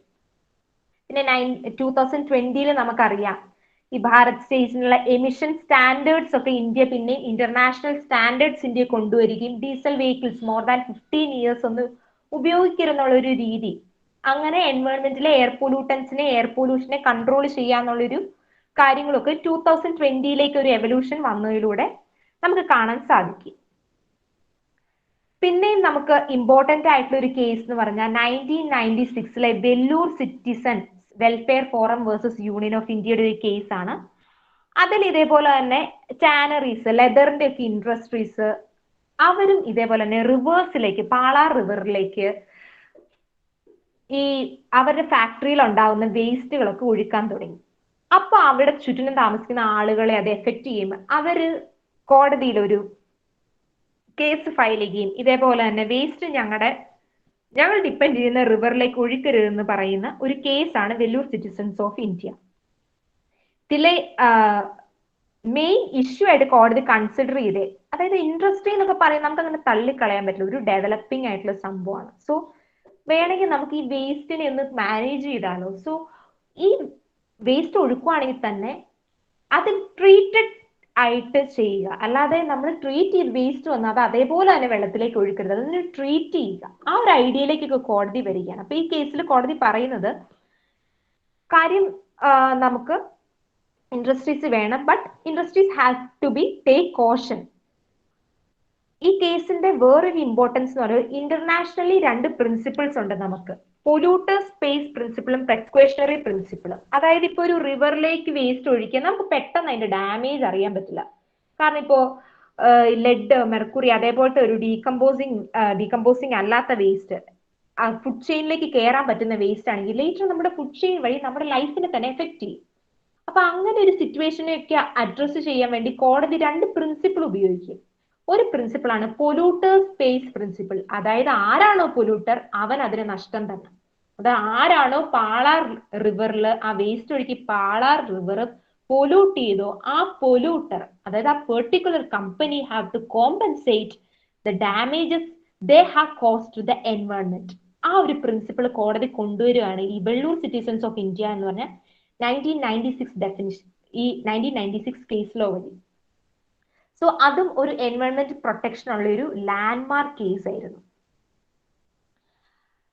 പിന്നെ നമുക്ക് ഇനി ഡിസ്കസ് ചെയ്യാൻ പറ്റുന്ന ഒരു കാര്യം എന്ന് പറഞ്ഞാൽ പബ്ലിക് ഇൻട്രസ്റ്റ് ലിറ്റിഗേഷൻ എന്ന് പറഞ്ഞൊരു കൺസെപ്റ്റ് ആണ്. ഇപ്പൊ ഞാനിപ്പോ നിങ്ങളോട് പല കേസുകളും പറഞ്ഞു. ഇപ്പൊ സപ്പോസ് നിങ്ങൾ വിചാരിക്കുക, ഇപ്പോ നമ്മുടെ കുറവലങ്ങാടുള്ള നമുക്കറിയാം ആ കോളേജിലേക്ക് വന്നതിന് മുമ്പ് കുറെ പാടങ്ങളൊക്കെ ഉണ്ട്.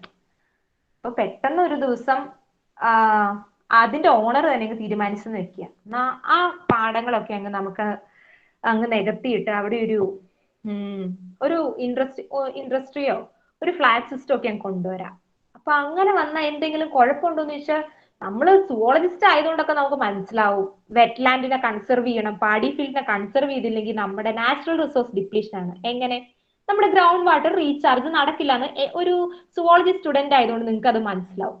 പക്ഷെ ഒരു സാധാരണ ആൾക്ക് അത് മനസ്സിലാവാൻ അങ്ങനെ പെട്ടെന്ന് സാധിക്കില്ല. അപ്പോ ഇപ്പൊ നിങ്ങൾ ഈ സെയിം സിറ്റുവേഷൻ ഫേസ് ചെയ്തെന്ന് വിചാരിക്കുക. ആസ് എ സ്റ്റുഡന്റ് നിങ്ങൾ ആ കോളേജിൽ പഠിക്കാൻ വരുന്നു. അപ്പൊ നിങ്ങൾ കാണുന്നു നിങ്ങളുടെ അവിടെയുള്ള കോളേജിന്റെ അടുത്ത് ആ സ്റ്റോപ്പിൽ കാണുന്ന ആ പാടങ്ങൾ എല്ലാം നികത്തുകയും അവിടെ ഒരു വലിയ ഇൻഡസ്ട്രിയൽ എസ്റ്റാബ്ലിഷ്മെന്റോ അല്ലെങ്കിൽ ഫ്ലാറ്റുകളോ ആ പാടങ്ങൾ മുഴുവൻ നികത്തിയ ഫ്ലാറ്റുകൾ കാണുമ്പോൾ നിങ്ങൾ ഡിപ്പാർട്ട്മെന്റിൽ അതൊക്കെ ഒരു ചർച്ചയാവും, ആ പാടങ്ങളൊക്കെ നികത്തിയല്ലോ എന്നുള്ള ഒരു കൺസേൺ ഒക്കെ നമുക്ക് ഉണ്ടാവും. അപ്പൊ നിങ്ങൾ ചിന്തിക്കുകയാണ് ഇങ്ങനെയായ ലേറ്റർ നമ്മുടെ ഒരു എൻവയോൺമെന്റൽ റിസോഴ്സ് നശിക്കും, നമ്മുടെ ഗ്രൗണ്ട് വാട്ടർ ഒക്കെ റീചാർജ് ചെയ്യില്ല എന്നുള്ളൊരു കൺസെപ്റ്റ് എന്ന് പറയുമ്പോഴത്തേക്കും അത് നിങ്ങൾ മാത്രം എഫക്ട് ചെയ്യുന്ന ഒരു കാര്യമല്ല, അത് ലാർജ് ആയിട്ട് പബ്ലിക്കിനെ എഫക്ട് ചെയ്യുന്ന ഒരു കാര്യമാണ്. അതായത് ആ ചുറ്റും താമസിക്കുന്ന എല്ലാവരും എഫക്ട് ചെയ്യും. അങ്ങനെ ഒരു വൈഡ് ആയിട്ട് കിടക്കുന്ന ഒരു വെറ്റ്ലാൻഡിനെ നികത്തുമ്പോഴും അവിടെ ഒരു പൊല്യൂഷൻ കൊണ്ടുവരുമ്പോഴും അല്ലെങ്കിൽ ഒരു ഇൻഡസ്ട്രി കൊണ്ടുവന്ന പൊല്യൂഷൻ കൊണ്ടുവന്നു വരുന്നു ഒരു പബ്ലിക് ലാർജിനെ അത് എഫക്ട് ചെയ്യാണ്.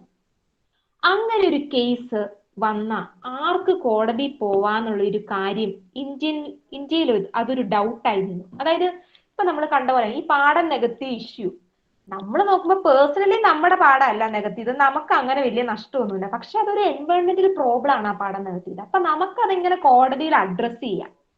ഞാനൊരു എക്സാമ്പിൾ പറയാം. ഇപ്പൊ നിങ്ങൾ തീരുമാനിച്ചു നമുക്ക് ആ പാഠം നികത്തിയത് തടഞ്ഞ് നമുക്ക് സേവ് ചെയ്യണം, ആ വെറ്റ്ലാൻഡിനെ സേവ് ചെയ്യണം, അല്ലെങ്കിൽ ആ പാഡി ഫീൽഡിനെ നിങ്ങൾക്ക് സേവ് ചെയ്യണം. സോ യു പ്ലാന്റ്, നിങ്ങൾ ഒരു ഗ്രൂപ്പ് ആക്കിയിട്ട് സ്റ്റുഡൻസ് ഓഫ് ദേവമാത എന്ന് പറഞ്ഞൊരു ഗ്രൂപ്പ് ഉണ്ടാക്കി കോടതിനെ സമീപിക്കുകയും ഈ പാഠം നികത്തൽ നിർത്തണം, അത് ഞങ്ങളുടെ ലൈഫിന്റെ ഭാഗമാണ്, ഞങ്ങൾക്ക് വാട്ടർ വേണം, ഞങ്ങളുടെ ഗ്രൗണ്ട് വാട്ടർ റീചാർജിനെ അത് എഫക്റ്റ് ചെയ്യും, ഗ്രൗണ്ട് വാട്ടർ ഡിപ്ലീഷന് കാരണമാകും എന്നൊക്കെ പറഞ്ഞ് നിങ്ങൾ സ്റ്റുഡൻസ് ഓഫ് ദേവമാത കോടതിയിൽ ഒരു കേസിന് നിങ്ങൾ ആസ് എ സ്റ്റുഡൻസ് എല്ലാവരും കൂടെ ഈ ഒരു പബ്ലിക് ഇഷ്യൂ അഡ്രസ് ചെയ്യാൻ പോവുകയാണെങ്കിൽ അതിന് പറയുന്ന പേരാണ് പബ്ലിക് ഇൻട്രസ്റ്റ് ലിറ്റിഗേഷൻ. ഇവിടെ നിങ്ങൾ നിങ്ങളുടെ സ്വയം ഒരു സെൽഫിഷ് താല്പര്യത്തിന് വേണ്ടിയല്ല പോകുന്നത്, പബ്ലിക് അറ്റ് ലാർജിന്റെ ഒരു താല്പര്യത്തിന് വേണ്ടിയാണ് നിങ്ങൾ ആ കോടതിയിലേക്ക് പോകുന്നത്.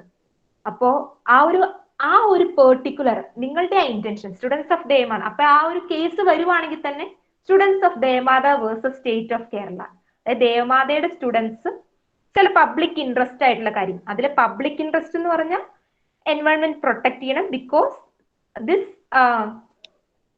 wetland or this damage in wetland or industry coming in the wetland is causing environmental damage or depletion or finally led to the depletion of our groundwater resources. അങ്ങനെ ഒരു പബ്ലിക് ഇഷ്യൂ ഉണ്ടാവുകയും നിങ്ങൾ അത് കോടതിയിൽ അഡ്രസ് ചെയ്യുകയും ചെയ്യുമ്പോൾ നിങ്ങൾ ഒരു പബ്ലിക് ഇൻട്രസ്റ്റ് ലിറ്റിഗേഷൻ കോടതിയിൽ മൂവ് ചെയ്യുവാന്ന് നമുക്ക് പറയാൻ സാധിക്കും. ഇപ്പൊ ഇന്ത്യയിലുള്ള ഒട്ടുമിക്ക കേസുകളും വളരെ സക്സസ്ഫുൾ ആയിട്ട് എങ്ങനെ എൻവയോൺമെന്റിനെ പ്രൊട്ടക്ട് ചെയ്തത് ഈ പബ്ലിക് ഇൻട്രസ്റ്റ് ലിറ്റിഗേഷൻ വഴിയാണ്. അപ്പൊ നിങ്ങൾക്ക് തന്നെ പല കേസുകളും അറിയാം. ചില കേസുകൾ കോടതി ചെന്നെങ്കിലും നമുക്ക് വേണ്ട എഫക്റ്റ് കിട്ടിയിട്ടില്ല, അത് പോട്ടെ. പക്ഷെ നർമ്മദ ബച്ചാവോ ആന്തോളന്റെ കേസ്, അപ്പൊ അതൊക്കെ നമുക്കറിയാം എങ്ങനെയാണ് പ്രൊട്ടക്ട് ചെയ്യാൻ പറ്റിയത്, എങ്ങനെയാണ് കോടതിയുടെ സ്റ്റാൻഡിങ് എന്നൊക്കെ. അപ്പൊ അങ്ങനെ ഒരു പബ്ലിക് ഇൻട്രസ്റ്റ് നിങ്ങളെ പോലെ തന്നെ ഇപ്പൊ സ്റ്റുഡൻസ് ഓഫ് ദേവമാത തീരുമാനിച്ച പോലെ തന്നെ ഒരു ഗ്രൂപ്പ് തീരുമാനിച്ച് എൻവയോൺമെന്റിനെ പ്രൊട്ടക്ട് ചെയ്ത് ചില ഇൻസ്റ്റൻസസ് ഇന്ത്യയിലുണ്ട്. അപ്പൊ ഇന്ത്യയിലെ അങ്ങനത്തെ ചില ഇൻസ്റ്റൻസസ് പല കേസിലോ വെച്ച് ഞാൻ പറയാൻ പോവുകയാണ്. ഫസ്റ്റ് ഒരു ലാൻഡ്മാർക്ക് ആയിട്ടുള്ള ഒരു കേസ് എന്ന് പറഞ്ഞാൽ 1985 റൂറൽ ലിറ്റിഗേഷൻ ആൻഡ് എൻടൈറ്റിൽമെന്റ് കേന്ദ്ര എന്ന് പറഞ്ഞൊരു ഗ്രൂപ്പ് കോടതി പോയ കേസാണ്. അപ്പൊ കേസിന്റെ പേര് റൂറൽ ലിറ്റിഗേഷൻ എൻടൈറ്റിൽമെന്റ് കേന്ദ്ര and others versus state of UP. അപ്പൊ അവിടുത്തെ ഒരു അവരുടെ ഒരു പ്രശ്നം എന്ന് പറഞ്ഞാൽ ഇതേപോലെ തന്നെ ലൈംസ്റ്റോൺ ആൻഡ് മൈനിങ് ആക്ടിവിറ്റീസ് ഈ മിസോറി ഡെറാഡൂൺ റീജിയനിൽ ഈ ഒരു ആക്ടിവിറ്റീസ് നടന്നുകയും അത് ക്രമേണ അവരുടെ എക്കോളജിക്കൽ ഡിസ്റ്റർബൻസ് ഉണ്ടാവുകയും അവരുടെ റിസോഴ്സസിനെ ഡിപ്ലീറ്റ് ചെയ്യുകയും ചെയ്യുന്നു. ഈ മൈനിങ് എന്ന് പറഞ്ഞാൽ അവരുടെ ആ പൊടിയുടെ ആ ഒരു പ്രശ്നങ്ങൾ മാത്രമല്ല ഈ ഗ്രൗണ്ട് വാട്ടറിനെ അതേപോലത്തെ റിസോഴ്സ് ഡിപ്ലീഷൻ വളരെ കൂടുതൽ ഉണ്ടാവുകയും ചെയ്യുന്നത്. അപ്പൊ ഡയറക്ട്ലി എഫക്റ്റ് ആയിരിക്കും പബ്ലിക് അറ്റ് ലാർജിനെ. അപ്പൊ ആ ഒരു ചുറ്റും ആ മൈനിന്റെ ഏരിയയിൽ ഒരു 10 കിലോമീറ്റർ ഡിസ്റ്റൻസിലോ മോർ ദാൻ 10 കിലോമീറ്റർ ഡിസ്റ്റൻസിലൊക്കെ ഒരു ബിഗ് ഇൻഡസ്ട്രിക്ക് എഫക്റ്റ് ചെയ്യാൻ പറ്റും. അപ്പോ അവിടെ ഒരു ഗ്രൗണ്ട് വാട്ടറിന്റെ ഇഷ്യൂ എന്നൊക്കെ പറഞ്ഞാൽ തന്നെ ഇതൊരു പബ്ലിക് ഇഷ്യൂ ആണ്. കാരണം വാട്ടർ പോലത്തെ ഒരു സംഭവം പൊല്യൂട്ടായാൽ നമുക്കൊന്നും ചെയ്യാൻ പറ്റില്ല. കാരണം അതിനെ ക്ലീൻ ചെയ്യാൻ എടുക്കണമെങ്കിൽ തന്നെ ബുദ്ധിമുട്ടാണ്. സാധാരണക്കാരായ ജനങ്ങളാണ് ഇതിന് ചുറ്റും താമസിക്കുന്നത്. കാരണം നമുക്കറിയാം ഇന്ത്യയിൽ തന്നെ പല സ്റ്റാൻഡേർഡ്സിലുള്ള ആയിട്ടുള്ള ആൾക്കാരുണ്ട്. അപ്പോൾ റിച്ച് എന്നുള്ളൊരു പേഴ്സൺ അവർക്ക് അതുപോലൊരു റെസിഡൻഷ്യൽ പ്ലേസ് കാണും. പക്ഷെ ഒരു സാധാരണക്കാരനായ ഒരു ഇന്ത്യക്കാരൻ ഒരു മൈനിങ് ഏരിയ ജീവിക്കുക എന്ന് പറഞ്ഞാൽ അവന്റെ വാട്ടർ എന്ന് പറഞ്ഞാൽ അവന് കാശ് കൊടുത്ത് വാട്ടർ മേടിക്കാനുള്ള ഒരു ശേഷിയില്ല. സോ ആ ഒരു നാച്ചുറൽ റിസോഴ്സിനെ പ്രൊട്ടക്ട് ചെയ്യേണ്ടത് അവന്റെ സർവൈവലിന് വേണ്ടിയാണ്. അപ്പൊ ദെയർബൈ ഒരു എൻവയോൺമെന്റൽ പ്രൊട്ടക്ഷൻ വഴി അവന്റെ റൈറ്റ് ടു ലൈഫിനെ കൂടി അഡ്രസ് ചെയ്തുകൊണ്ടാണ് ഈ പർട്ടിക്കുലർ ഏരിയയിലുള്ള ആൾക്കാരെല്ലാവരും കൂടെ കോടതിയിൽ ഒരു പരാതി നടത്തിയാണ് ഇതേപോലെയുള്ള മൈനിങ് ആക്ടിവിറ്റീസ് കോടതി സ്റ്റോപ്പ് ചെയ്യണമെന്ന് പറഞ്ഞുകൊണ്ട്. കോടതി ഇത് വളരെ പോസിറ്റീവായിട്ട് എടുക്കുകയും ഈ ഇല്ലീഗൽ ആയിട്ടുള്ള മൈനിങ് ആക്ടിവിറ്റീസ് സ്റ്റോപ്പ് ചെയ്യുകയും അതുവഴി ഡെറാഡൂണിലുള്ള ഈ പ്രശ്നങ്ങൾ അഡ്രസ് ചെയ്യുകയാണ്. പിന്നെ രണ്ടാമത്തെ ഒരു കേസ് എന്ന് പറഞ്ഞാലും ഇതേപോലെ ഇപ്പൊ നമ്മൾ മൈനിങ് ആക്ടിവിറ്റീസ് എന്നൊക്കെ പറഞ്ഞപ്പോഴത്തേക്കും നിങ്ങൾക്ക് റിലേറ്റ് ചെയ്യാൻ പറ്റി. ഞാനൊരു കാര്യം ചോദിക്കട്ടെ, ഇപ്പൊ ഒരു ഫോറസ്റ്റില് ആണ് ഈ തടികൾ വെട്ടുന്നേ വെക്കുക. ഇപ്പൊ ഒരു എൻവയോൺമെന്റ് ഒരു സുവോളജി സ്റ്റുഡന്റ് വെച്ച് പറയും ഫോറസ്റ്റിൽ വെട്ടിയ ടിമ്പർ ഒക്കെ വെട്ടിയ ഫോറസ്റ്റിലെ റിസോഴ്സ് ഒക്കെ എടുത്ത എന്താ അവിടുത്തെ ആനിമൽസിന്റെ ഹാബിറ്റാറ്റ് പോവും, അല്ലെങ്കിൽ ഏറ്റവും കൂടുതൽ പോയാൽ നമ്മൾ പറയും അവിടുത്തെ മഴ കുറയും. ഇതാണ് നമ്മൾ രണ്ട് ഇഷ്യൂ ആയിട്ട് കൺസിഡർ ചെയ്യണം. പക്ഷെ അതിന് വേറൊരു ഇഷ്യൂ കൂടി ഉണ്ട്. നമുക്കറിയാം there are so many people who is dependent on the forest for their livelihood. അതായത് ഫോറസ്റ്റ് ഡെവലേഴ്സ് ആയിട്ടുള്ള ആദിവാസികളായുള്ള ജനങ്ങള് ഈ ഫോറസ്റ്റിൽ താമസിക്കുന്നുണ്ട്. അപ്പോ ഒരു പെർട്ടിക്കുലർ കേസിൽ, അതായത് Samatha versus state of Andhra Pradesh എന്ന് പറയുന്ന ഒരു കേസിൽ കോടതി ഈ ട്രൈബൽ പീപ്പിളിന്റെ ഫോറസ്റ്റിലുള്ള റൈറ്റ്സ് കൺസിഡർ ചെയ്യുകയും ഈ leasing of tribal lands for mining and industrial purposes, അത് കാരണം ഫോറസ്റ്റ് ഏരിയ ആയതുകൊണ്ട് ഗവൺമെന്റിന്റെ പ്രോപ്പർട്ടിയാണ്, ലീസിന് കൊടുക്കും. അപ്പോൾ ഈ ട്രൈബൽ പീപ്പിളിന്റെ റൈറ്റ്സ് കൺസിഡർ ചെയ്യുകയും അങ്ങനെ ഫോറസ്റ്റ് ഏരിയ ഗവൺമെന്റിന്റെ ലാൻഡ് ആയതുകൊണ്ട് അങ്ങനെ മൈനിങ്ങിനും ഇൻഡസ്ട്രിയൽ പർപ്പസിനും വേണ്ടി കൊടുക്കരുത്, ട്രൈബ്സിനും അതിലൊരു റൈറ്റ് ഉണ്ട് എന്ന് പറഞ്ഞ് ട്രൈബൽ പീപ്പിളിന്റെ അല്ലെങ്കിൽ ഫോറസ്റ്റ് ഡ്വെല്ലേഴ്സിന്റെ റൈറ്റ്സ് അഡ്രസ് ചെയ്ത കേസാണ് Samantha versus state of Andhra Pradesh. ഞാൻ പറയുന്ന കാര്യങ്ങൾ നിങ്ങൾക്ക് ഫോളോ ചെയ്യാൻ പറ്റുന്നുണ്ടോ? Okay okay. പിന്നെയുള്ള രണ്ട് പ്രധാനപ്പെട്ട കേസ് അത് സക്സസ്ഫുൾ ആയിരുന്നില്ല. അത് ടെറി ബെൻത് വിനോദ് സംഘർഷ് സമിതി വേഴ്സസ് സ്റ്റേറ്റ് ഓഫ് യുടെ ഒരു കേസും നർമ്മദ ബച്ചാവോ ആന്തോളൻ കേസും. നർമ്മദ ബച്ചാവോ ആന്തോളൻ നിങ്ങൾക്ക് അറിയാവുന്ന കേസാണ്. ഏതൊരു എൻവയോൺമെന്റൽ ലോ സ്റ്റുഡന്റിനോ അല്ലെങ്കിൽ എൻവയോൺമെന്റൽ സയൻസ് പഠിക്കുന്ന ഒരു സ്റ്റുഡന്റിന് അറിയാവുന്ന കേസാണ്. നർമ്മദയിൽ ഒരു ഡാം കൊണ്ടുവരാനുള്ള പ്ലാൻ ഗവൺമെന്റ് ഇടുകയും ലേറ്റർ ഓൺ പീപ്പിൾ, അതിന്റെ ചുറ്റുമുള്ള പീപ്പിൾ അതിനെ പ്രിവെന്റ് എതിരായി ആ ഒരു ഡാം കൊണ്ടുവരുന്നത് ആ ഒരു എസ്റ്റാബ്ലിഷ്മെന്റിനെതിരായി സമരം നടത്തുകയൊക്കെ ചെയ്തിരുന്ന ഒരു കേസാണത്. പക്ഷെ അതിൽ കോടതിയുടെ വ്യൂ കുറച്ച് ഡിഫറെന്റ് ആയിരുന്നു. കാരണം ആ ഒരു നർമ്മദയിലുള്ള പെർട്ടിക്കുലർ ഒരു ഹൈഡ്രോ ഇലക്ട്രിസിറ്റി പ്രൊജക്റ്റ് ആയിരുന്നു. അപ്പൊ ഒരു ചീപ്പസ്റ്റ് വേയിൽ ഇലക്ട്രിസിറ്റി കൊണ്ടുവരാനുള്ള ഒരു കേസ് ആയതുകൊണ്ട് കോടതി കൂടുതലും ഒരു ഡെവലപ്മെന്റ് എന്നുള്ളൊരു നോഷനിലാണ് ആ കേസ് പോയത്.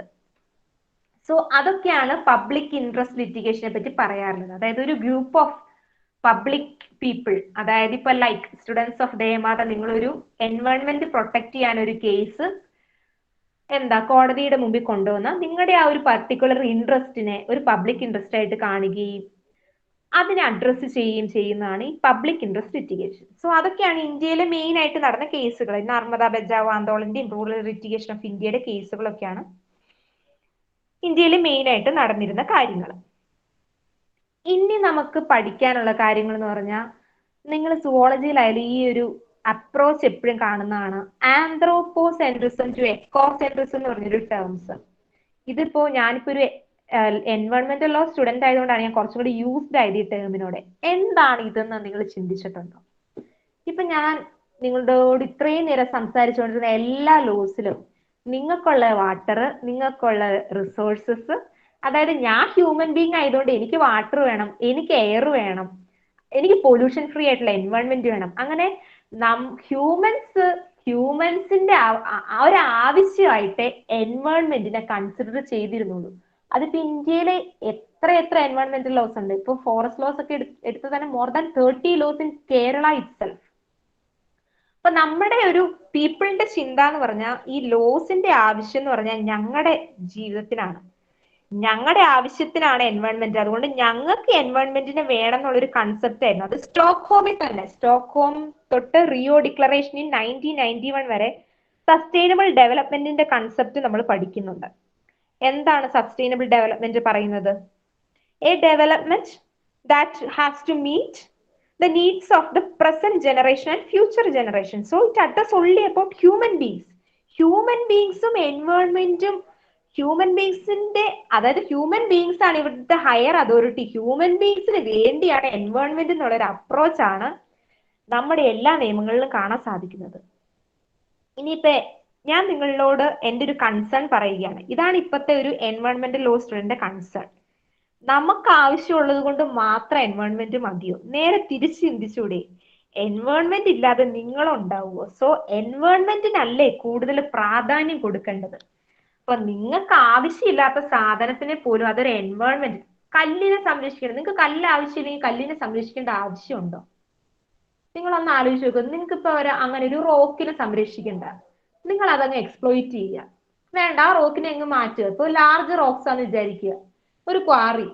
നിങ്ങൾ ആ റോക്സിനെ ഒക്കെ മാറ്റി ലേറ്റർ എന്ത് സംഭവിക്കും നമുക്ക് എല്ലാവർക്കും അറിയാം. ഒരു ലാൻഡ് സ്ലൈഡിനോ അല്ലെങ്കിൽ ഒരു സോയിൽ ഇറോഷനോ അങ്ങനെ ഇപ്പൊ നമുക്ക് അടിമാലിയിലെ കേസുകളൊക്കെ നമുക്കറിയാം. ഇങ്ങനെ നമ്മുടെ ആവശ്യത്തിന് മാത്രമല്ല എൻവയോൺമെന്റ് പ്രൊട്ടക്ട് ചെയ്താലേ നമ്മളുള്ളൂ. അതായത് എൻവയോൺമെന്റ് ആണ് സുപ്പീരിയറിൽ ഇരിക്കുന്നത്. അതുകൊണ്ട് എൻവയോൺമെന്റ് ഇല്ലാതെ നമ്മൾ ഇല്ല എന്നുള്ളൊരു കൺസെപ്റ്റിലേക്ക് നമ്മൾ എത്തിച്ചേർന്നാൽ മാത്രമേ നമുക്ക് എൻവയോൺമെന്റിനെ പൂർണ്ണമായിട്ടും പ്രൊട്ടക്ട് ചെയ്യാൻ പറ്റുള്ളൂ. സോ നമ്മുടെ ആന്ത്രോപോസെൻട്രിസം എന്ന് പറഞ്ഞ വ്യൂ അതാണ്. ആന്ത്രോപോസെൻട്രിസം എന്ന് പറഞ്ഞ വ്യൂ എന്ന് പറഞ്ഞാൽ മനുഷ്യരാണ് എല്ലാം, ഞങ്ങളാണ് സെന്ററിൽ. അപ്പൊ അങ്ങനെയായിരുന്നു ഇന്ത്യയിലെ എല്ലാ ലോസും, ഇപ്പോഴുള്ള മിക്ക ലോസും അതെ. മനുഷ്യരാണ് എല്ലാം, ഞങ്ങൾക്ക് എൻവയോൺമെന്റിനെ വേണം. പക്ഷെ അത് പോരാ. നമ്മുടെ ആ അപ്രോച്ച് മാറിയിട്ട് എൻവയോൺമെന്റ് ആണ് എല്ലാം, എൻവയോൺമെന്റിന് മനുഷ്യന് വേണം. ആ ഒരു അപ്രോച്ചിന് വരണം. നമുക്ക് എൻവയോൺമെന്റിനെ വേണം, എൻവയോൺമെന്റിന്റെ പ്രൊട്ടക്ഷൻ ആണ് നമ്മൾ ഇമ്പോർട്ടൻസ് കൊടുക്കണം. എനിക്ക് ആവശ്യമില്ലാത്ത എൻവയോൺമെന്റ് ആയതുകൊണ്ട് ഞാൻ അതിനെ നശിപ്പിക്കാൻ ശ്രമിക്കരുത്. അതവിടെ ചുമ്മാ ആയാലും ആ കല്ലിനെന്ന് പറഞ്ഞാൽ ആ സോയിൽ ഇറോഷനോ ലാൻഡ് സ്ലൈഡിനോ പ്രിവെന്റ് ചെയ്യാനുള്ള കപ്പാസിറ്റി ഉള്ള ഒരു എൻവയോൺമെന്റ് അവിടെ ഉണ്ട്. സോ അതിനെ നമ്മൾ പ്രൊട്ടക്ട് ചെയ്യണം എന്നുള്ളൊരു അപ്രോച്ചാണ് എക്കോസെൻട്രിസം. ഈ എക്കോസെൻട്രിസം എന്ന് പറഞ്ഞൊരു അപ്രോച്ചിലും കോടതിയിൽ ഒരുപാട് കേസുകൾ നടന്നിട്ടുണ്ട്. ഞാൻ നിങ്ങൾക്ക് സിമ്പിൾ ആയിട്ടുള്ള ഒരു എക്സാമ്പിൾ പറഞ്ഞുതരാം. നമുക്ക് പത്രത്തിൽ നമ്മൾ പഠിച്ചിട്ട് തന്നെയുണ്ട് മാംഗ്രൂവ് ഫോറസ്റ്റിന്റെ പ്രിസർവേഷന്റെ കാര്യങ്ങൾ. അതൊക്കെ ഒരു എക്കോസെൻട്രിക് അപ്രോച്ചാണ്. കാരണം നമുക്ക് വേണ്ടി മാത്രമല്ല, അവിടുത്തെ ഒരു ഹാബിറ്റാറ്റ് മെയിൻറ്റെയിൻ ചെയ്യാനും എക്കോളജിക്കൽ ബാലൻസിനുമാണ് നമ്മൾ മാംഗ്രൂവ്സിനെ പ്രൊട്ടക്ട് ചെയ്യുന്നത്. അതൊക്കെ ഒരു എക്കോസെൻട്രിക് അപ്രോച്ചാണ്. അങ്ങനെ പല പല കാര്യങ്ങളുണ്ട്. കോസ്റ്റൽ സോൺസ് ഉണ്ട്. ഇപ്പൊ ടൈഗറിന്റെ ആയാലും ഹാബിറ്റാറ്റ് പ്രൊട്ടക്ഷൻസ് വേണം. പിന്നെ അതുപോലെ തന്നെ ഫുഡ് ചെയിനിൽ വരുന്ന കാര്യങ്ങള്, അതായത് തവളേനെ ഇപ്പൊ നമ്മൾ ഓവർ എക്സ്പ്ലോയിറ്റ് ചെയ്ത പാമ്പ് പെരി. അപ്പൊ അങ്ങനത്തെ ഒക്കെ എൻവയോൺമെന്റിനെ ഒരു ഐഡിയ കൊണ്ടുവന്ന് എൻവയോൺമെന്റിൽ സെൻട്രലൈസ് ചെയ്യണമെന്ന ഒരു കാര്യമാണ് എക്കോസെൻട്രിക് അപ്രോച്ച് എന്ന്. അങ്ങനെ എക്കോസെൻട്രിക് എൻവയോൺമെന്റിനെ സെൻട്രലിസം ചെയ്ത് ഇന്ത്യയിൽ പല കേസുകളും വന്നിട്ടുണ്ട്. അങ്ങനെ ഒരു കേസാണ് Tarun Bharat Singh Alwar versus union of India. ഇതും ഒരു മൈനിങ് ആക്ടിവിറ്റി ബന്ധപ്പെട്ട കേസാണ്. പക്ഷെ ഈ കേസ് അഡ്രസ് ചെയ്തത് ഈ മൈനിങ് ആക്ടിവിറ്റി മൂലം ഒരു ടൈഗർ റിസർവിനെ അത് എഫക്ട് ചെയ്യും. അപ്പോൾ ടൈഗറിന്റെ ഹാബിറ്റാറ്റിനെ എഫക്ട് ചെയ്യും. അതുകൊണ്ട് ഒരു വോളണ്ടറി ഓർഗനൈസേഷൻ ലൈക്ക് NGOs, ഇപ്പൊ പബ്ലിക് ഇൻട്രസ്റ്റ് ലിറ്റിഗേഷൻ ഞാൻ പറഞ്ഞു, അത് NGOസിനും ആണ് മെയിൻ ആയിട്ട് ചെയ്യുന്നത്. അപ്പോൾ NGOs ഈ ഒരു ഇഷ്യൂ അഡ്രസ് ചെയ്തു. മൈനിങ് ആക്ടിവിറ്റി ടൈഗറിന്റെ റിസർവിനെ എഫക്ട് ചെയ്യുന്നു എന്ന് പറഞ്ഞ് അഡ്രസ് ചെയ്തു. അപ്പൊ ആ ഒരു കേസിൽ കോടതി ഇത് പരിഗണിക്കുകയും കോടതി പറഞ്ഞു ഇതേപോലെയുള്ള പ്രൊട്ടക്റ്റഡ് ഏരിയാസ്, നമുക്കറിയാം ഫോറസ്റ്റിൽ കൺസേർവ്ഡ് ഏരിയ ഉണ്ട്, പ്രൊട്ടക്റ്റഡ് ഏരിയ ഉണ്ട്, ഇന്ന ഡിസ്റ്റൻസിലൊക്കെ വെച്ച് അങ്ങനെ ഏരിയാസ് സ്പെസിഫൈ ചെയ്തിട്ടുണ്ട്. സോ ഇങ്ങനെ പ്രൊട്ടക്റ്റഡ് ഏരിയാസിൽ മൈൻസ് കൊണ്ടുവരരുത്. അത് വൈൽഡ് ആനിമൽസിന് ഹാബിറ്റാറ്റിനെ ബാധിക്കും. സോ പ്രൊട്ടക്റ്റഡ് ഏരിയാസിൽ മൈൻസ് കൊണ്ടുവരരുതെന്ന് കോടതി പെർട്ടിക്കുലർ 1992 കേസ് പറയും. ടൈഗറിന്റെ ഹാബിറ്റാറ്റ് പ്രൊട്ടക്ട് ചെയ്യുകയും ചെയ്തു.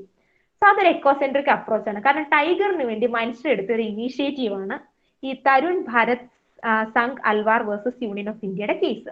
അതൊരു പോസിറ്റീവ് ലോ ആയിട്ട് നമുക്ക് കാണാം. കാരണം കുറച്ച് മനുഷ്യർ സെൽഫിഷ് ആവാതെ ഒരു വൈൽഡ് ആനിമലിന് വേണ്ടി എടുത്തൊരു ഇനീഷ്യേറ്റീവ് ആണ് ഈ പർട്ടിക്കുലർ 1992 ഡിസിഷൻ. പിന്നെ ഒരു സുവോളജി സ്റ്റുഡന്റ് ആയിട്ട് നിങ്ങൾ ഓർത്തിരിക്കേണ്ട ഒരാളാണ് TN ഗോദവർമ്മൻ തിരുമുൽപ്പാട് എന്ന് പറഞ്ഞൊരു വ്യക്തി. He initiated a lot of cases. അതായത് ഇന്ത്യയുടെ ഫോറസ്റ്റ് പല പല ഹാബിറ്റാറ്റ്, നമ്മുടെ എക്സ്റ്റിൻഡ് സ്പീഷീസ്, എൻഡേഞ്ചേർഡ് സ്പീഷീസ്, അങ്ങനെ നമ്മുടെ പെർട്ടിക്കുലർ ബയോഡൈവേഴ്സിറ്റിയിലുള്ള സ്പീഷീസിനെ പ്രൊട്ടക്ട് ചെയ്യാൻ, അതായത് ഒട്ടും സെൽഫിഷ് അല്ലാതെ ഈ വൈൽഡ് ആനിമൽസിന്റെ ഇഷ്യൂസ് അഡ്രസ് ചെയ്യാനും എൻവയോൺമെന്റിന്റെ പ്രൊട്ടക്ഷനെ മാത്രം, ഹ്യൂമൻ ബീങ്സിനുള്ളത് കൊണ്ടല്ല, എൻവയോൺമെന്റിന്റെ പ്രൊട്ടക്ഷനെ കൺസിഡർ ചെയ്തുകൊണ്ട് അവരെ പ്രൊട്ടക്ട് ചെയ്യാൻ വേണ്ടി ഇനീഷ്യേറ്റീവ് എടുത്ത ഒരു ആളാണ് TN ഗോദവർമ്മൻ തിരുമുൽപ്പാടും അതിന്റെ സംബന്ധമായ കേസുകളും. ഇതിപ്പോ ഞാൻ എടുത്തിരിക്കുന്ന ഒരു 2000 ഉണ്ടായൊരു ഡിസിഷൻ ആണ്. ഈ ഡിസിഷൻ എന്ന് പറഞ്ഞാൽ ഫോറസ്റ്റിനെ പ്രൊട്ടക്ട് ചെയ്യാനുള്ള കേസാണ്. നമുക്കറിയാം ഇന്ത്യയിൽ V have A good amount of forest area, forest cover ഇന്ത്യയിൽ വളരെ കൂടുതലുണ്ട്. അപ്പൊ എന്താണ് സ്വാഭാവികമായിട്ട് ചെയ്യുന്നത്? ഇപ്പൊ റീസെന്റ് തന്നെ ന്യൂസിൽ നമ്മൾ തന്നെ കണ്ടു, ഈ ട്രീസ് ഒക്കെ കട്ട് ചെയ്യുക, ടിമ്പർ ഒക്കെ എക്സ്പ്ലോയിറ്റ് ചെയ്യുക, ഇതൊക്കെയാണ് ചെയ്യുന്നത്. സോ അതിനെ റെഗുലേറ്റ് ചെയ്യണം. അതിനുവേണ്ടി കോടതി സ്റ്റേറ്റിനോട് മോണിറ്റർ ചെയ്യാനും സ്റ്റേറ്റിനെ ഗൈഡ് ചെയ്യാനും സ്റ്റേറ്റിന് ഡിറക്ഷൻ കൊടുക്കണം ഫോറസ്റ്റിനെ പ്രൊട്ടക്ട് ചെയ്യാൻ വേണ്ടി. ഈ പെർട്ടിക്കുലർ കേസിൽ നീലഗിരി ഫോറസ്റ്റ് റേഞ്ചിനെയാണ് അഡ്രസ് ചെയ്തത്. നമുക്കറിയാം കേരള, കർണാടക, തമിഴ്നാട് ആ ഒരു ബോർഡറിൽ വരുന്ന ഫോറസ്റ്റ് ആണ്. അവിടെയുള്ള ഈ ഫോറസ്റ്റ് റിസോഴ്സസിന്റെ എക്സ്പ്ലോയിറ്റേഷനെ നമ്മൾ ഗവൺമെന്റ് നോക്കണമെന്നും അതിനെ റെഗുലേറ്റ് ചെയ്യണമെന്നും, അങ്ങനെ ചെയ്യരുത്, മാക്സിമം നമ്മൾ ഫോറസ്റ്റിന്റെ അൺലോഫുൾ ആയിട്ടുള്ള ആക്ടിവിറ്റീസിനെ പ്രിവെന്റ് ചെയ്ത് ഡീഫോറസ്റ്റേഷനെ തടയണം. ആ ഒരു കേസാണ് ഈ TN ഗോദവർമ്മൻ തിരുമുൽപ്പാടിന്റെ കേസ് വരുന്നത്. പിന്നെ ആ ഒരു പെർട്ടിക്കുലർ കേസിൽ കോടതി കൊണ്ടുവന്നു. നമുക്കറിയാം വുഡ് ബേസ്ഡ് ഇൻഡസ്ട്രീസിനെ കളഞ്ഞുകൊണ്ട് നമുക്കൊന്നും ചെയ്യാൻ പറ്റില്ല. അതുകൊണ്ട് അതിനെ റെഗുലേറ്റ് ചെയ്യാനേ പറ്റുള്ളൂ. അതായത് ലൈസൻസ് എടുക്കുക. ലൈസൻസ് എടുക്കുമ്പോൾ നമുക്ക് എല്ലാത്തിനും ഒരു കണക്ക് കാണും, ഇത്ര number of trees for this purpose. അപ്പോൾ ഒക്കെ ഇത് റെഗുലേറ്റ് ചെയ്യുക. അപ്പോൾ ഈ അൺലോഫുൾ അല്ലാതെ ഇല്ലീഗൽ അല്ലാത്ത കാര്യങ്ങൾ ലീഗലി ആക്കുമ്പോഴത്തേക്കും നമുക്ക് ഇതിനെ ഒരു റിസോഴ്സസിനെ ഒരു സസ്റ്റൈനബിളി നമുക്ക് പ്രൊട്ടക്ട് ചെയ്യാൻ പറ്റും. അതാണ് ഇതിന്റെ ഒരു കൺസെപ്റ്റ്. ഇപ്പൊ നമ്മുടെ ഈ ലോസ് ഉണ്ടാക്കിയാലും നമുക്ക് ഡെവലപ്മെന്റ് വേണം, പക്ഷെ അത് സസ്റ്റൈനബിൾ രീതി വേണം. ഇപ്പോഴത്തെ റിസോഴ്സ് മുഴുവൻ എക്സ്പ്ലോയിറ്റ് ചെയ്ത് ഇപ്പൊ അടുത്ത ജനറേഷൻ വരുമ്പോൾ ഫോറസ്റ്റ് ഇല്ല, ഒരു ഡെസേർട്ട് റീജിയൻ പോലെ കിടക്കാതെ ഒരു സസ്റ്റൈനബിൾ ഡെവലപ്മെന്റിന്റെ കൺസെപ്റ്റിലേക്ക് കോടതി അങ്ങനെ ഒരു എക്കോ സെൻട്രിക് അപ്രോച്ചിലേക്ക് ഈ TN ഗോദവർമ്മൻ തിരുമുൽപ്പാടിന്റെ കേസുകളിലൊക്കെ വരികയാണ്. അപ്പൊ അത് ഈ നീലഗിരി ഫോറസ്റ്റിന്റെ പ്രൊട്ടക്ഷനെ അഡ്രസ് ചെയ്തുകൊണ്ടൊരു കേസ് ആയിരുന്നു. അപ്പൊ നിങ്ങൾക്കിപ്പോ സുവോളജിയിലായാലും നിങ്ങൾ പല ഫോറസ്റ്റ് കൺസർവേഷൻ ലോസ് ഒക്കെ പഠിക്കും. എത്രത്തോളം ഉണ്ടാവും എന്ന് എനിക്ക് അറിയില്ല ഫോറസ്റ്റ് കൺസർവേഷൻ ലോസ്. പക്ഷെ ഈ ഒരു പെർട്ടിക്കുലർ കേസ് 2000 TN ഗോദവർമ്മൻ തിരുമുൽപ്പാടിന്റെ കേസ് ഈ ഫോറസ്റ്റിന്റെ ഇഷ്യൂസിനെയൊക്കെ, ഇല്ലീഗൽ ആയിട്ടുള്ള timber cutting ആക്ടിവിറ്റീസിനെയൊക്കെ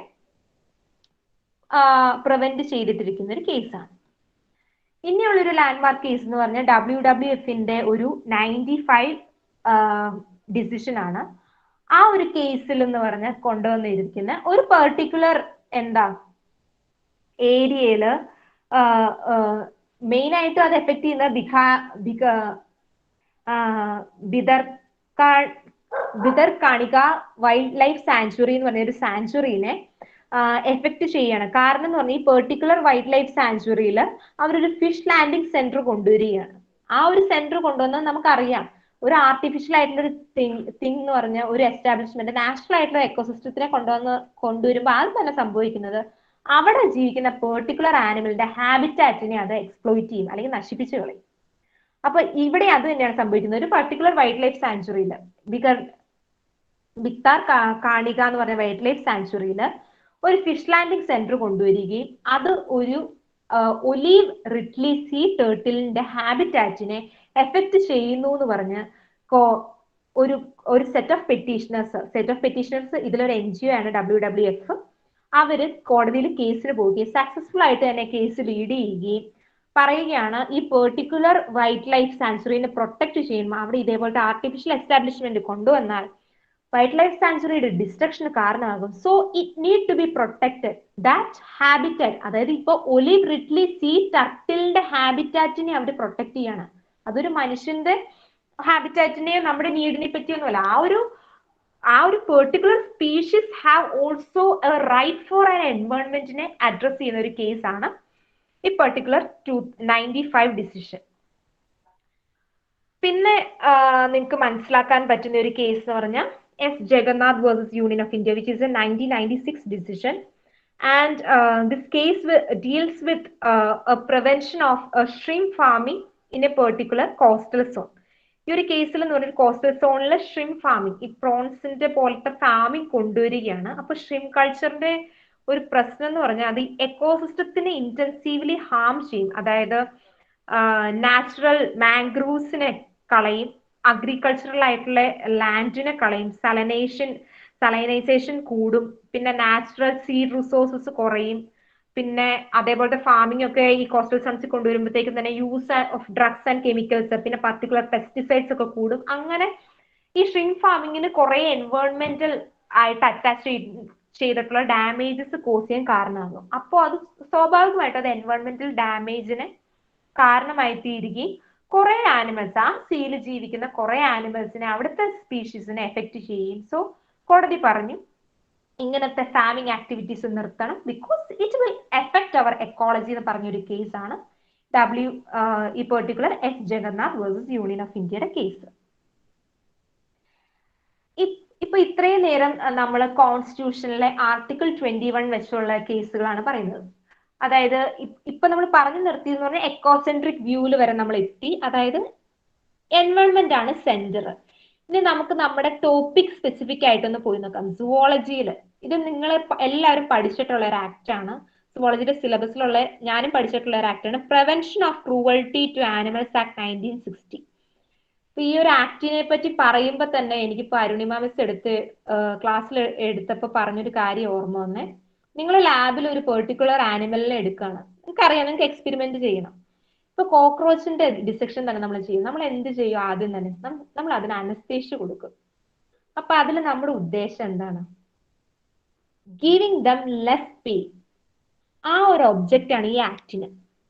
as A zoology student നിങ്ങൾ മനസ്സിലാക്കണം, ഈ ക്രൂവൽറ്റി എന്ന് പറഞ്ഞാൽ ആനിമലിനെ തല്ലണതും ഉപദ്രവിക്കുന്നതും മാത്രമല്ല, ഏതൊരു species, even cockroach, it also have A pain.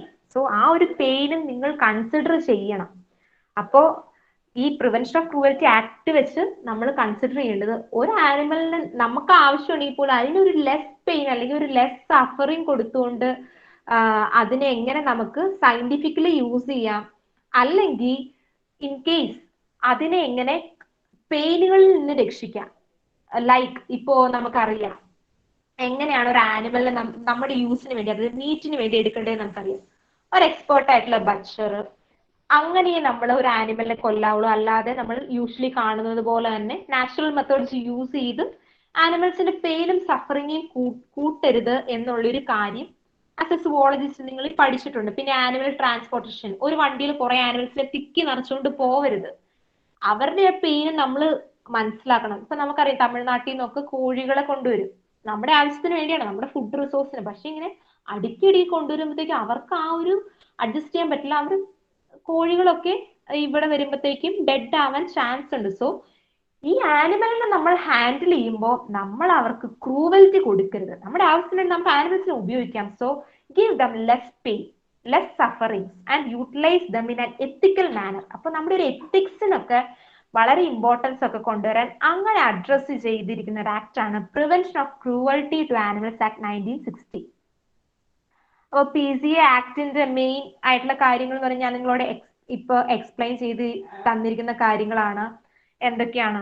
ഈ ക്രൂവൽറ്റി കുറയ്ക്കുക, സഫറിങ്സ് ആനിമൽസിന് കുറച്ചു കൊടുക്കുക, പിന്നെ എക്സ്പെരിമെന്റേഷൻ ആണെങ്കിലും ഇപ്പൊ നിങ്ങൾക്കറിയാം ഇപ്പൊ ഡിസെക്ഷൻ ചെയ്യുമ്പോഴുള്ള പ്രൊസീജിയേഴ്സ് ഒക്കെ അറിയാം.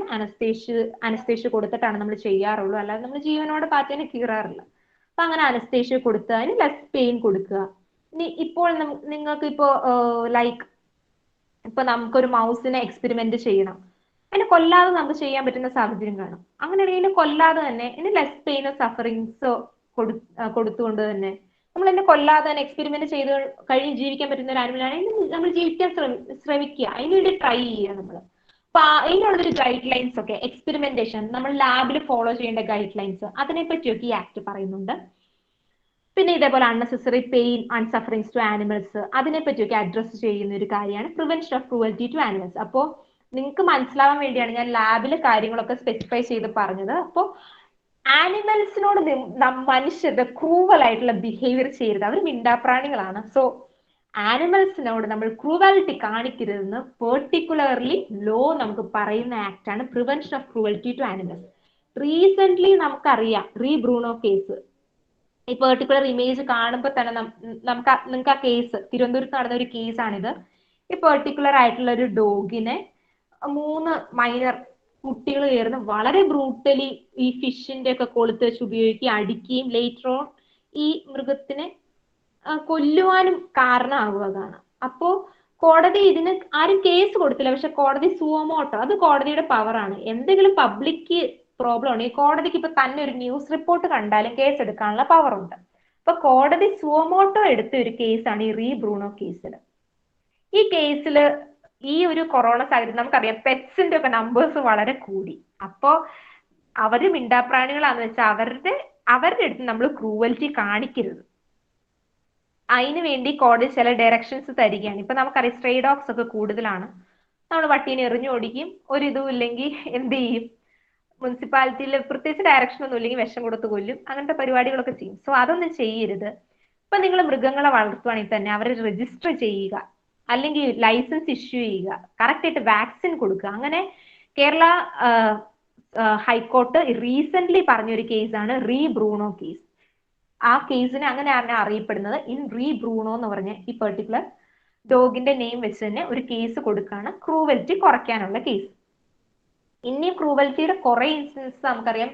ലാസ്റ്റ് ഇയർ തന്നെ നമുക്കറിയാം ഒരു എലിഫന്റിനെ പെർട്ടിക്കുലർ അഗ്രികൾച്ചർ ഫീൽഡിൽ അവർ പന്നിപ്പടക്കം വെക്കുകയും എലിഫന്റ് അത് കടിക്കുകയും പ്രഗ്നന്റ് ആയിട്ടിരിക്കുന്ന എലിഫന്റ് മരിച്ചു പോകാനും ഇടയായി.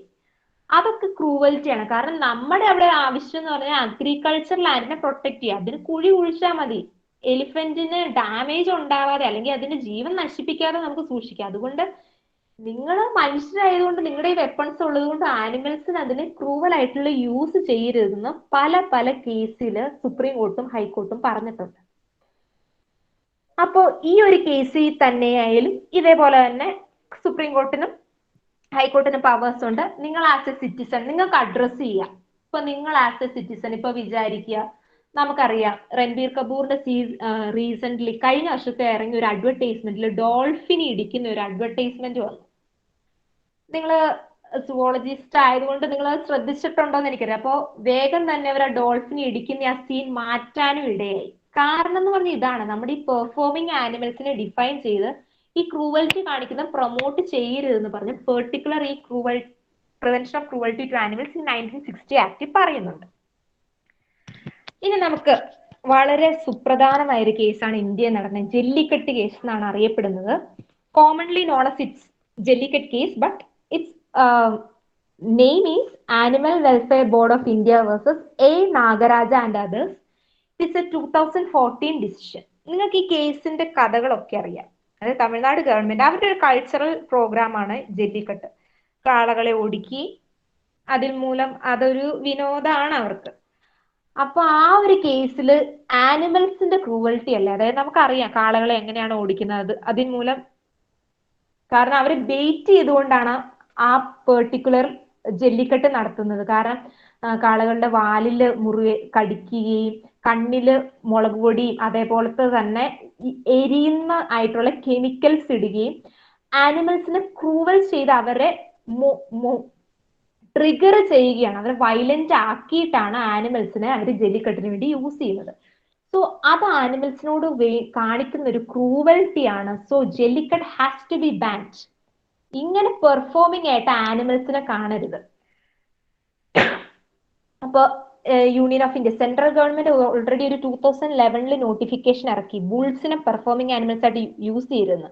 അപ്പൊ തമിഴ്നാട്ടിൽ സ്വാഭാവികമായിട്ടും അവർ സമ്മതിക്കില്ല.